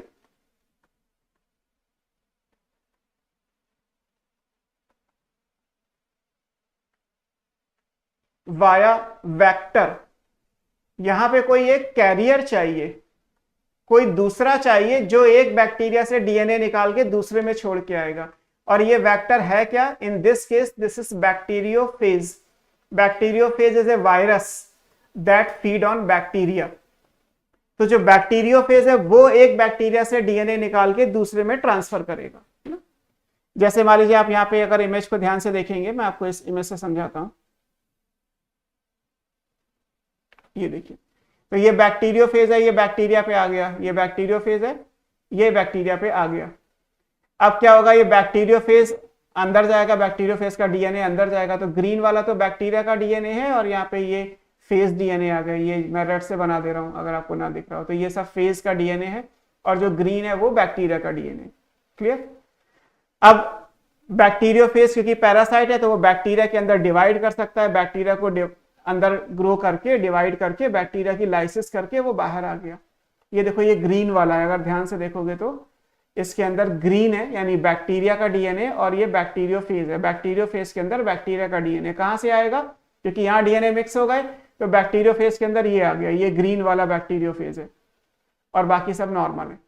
तो जब ये ग्रीन वाला बैक्टीरियोफेज, एक ऐसा बैक्टीरियोफेज जिसके पास बैक्टीरिया का डीएनए, तो जब ये ग्रीन वाला बैक्टीरियोफेज किसी नए बैक्टीरिया पे जाएंगे, दिस इज न्यू बैक्टीरिया, इसको दिखाया गया है हल्के से मैजेंटा कलर से, तो जब नए बैक्टीरिया में जाएगा और फिर यही होगा कि बैक्टीरियोफेज अपना डीएनए अंदर देगा, तो जब बैक्टीरियोफेज अपना डीएनए अंदर देगा तो ग्रीन भी चला जाएगा, और जब ये ग्रीन और ये दोनों मिल जाएंगे तो यहाँ पे बैक्टीरियोफेज ने क्या किया, ग्रीन डीएनए इस मैजेंटा कलर के डीएनए के साथ मिला दिया। तो ये भी ट्रांसड्यूस का मतलब है by force, and the force here is bacteriophage. Bacteriophage क्या कर रहा है, एक बैक्टीरिया का डीएनए लेके दूसरे बैक्टीरिया में डाल रहा है, और जब बैक्टीरिया के अंदर रिकॉम्बिनेंट जीनोम बन जाएगा, क्योंकि इसमें ग्रीन भी है और इसमें रेड भी है, तो ये हमारा पर्पस सॉल्व हो गया।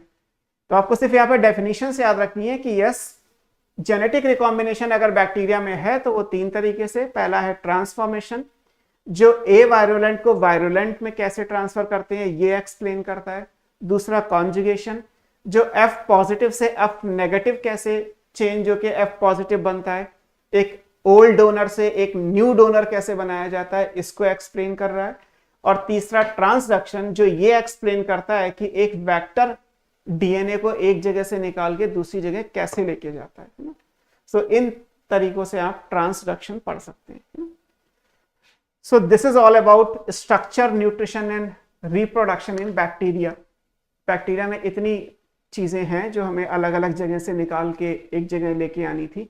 हमने in general you bacteria discuss किया कि यू बैक्टीरिया का shape, size, structure, nutrition and reproduction, सब कुछ जितना हमें पढ़ना था वो।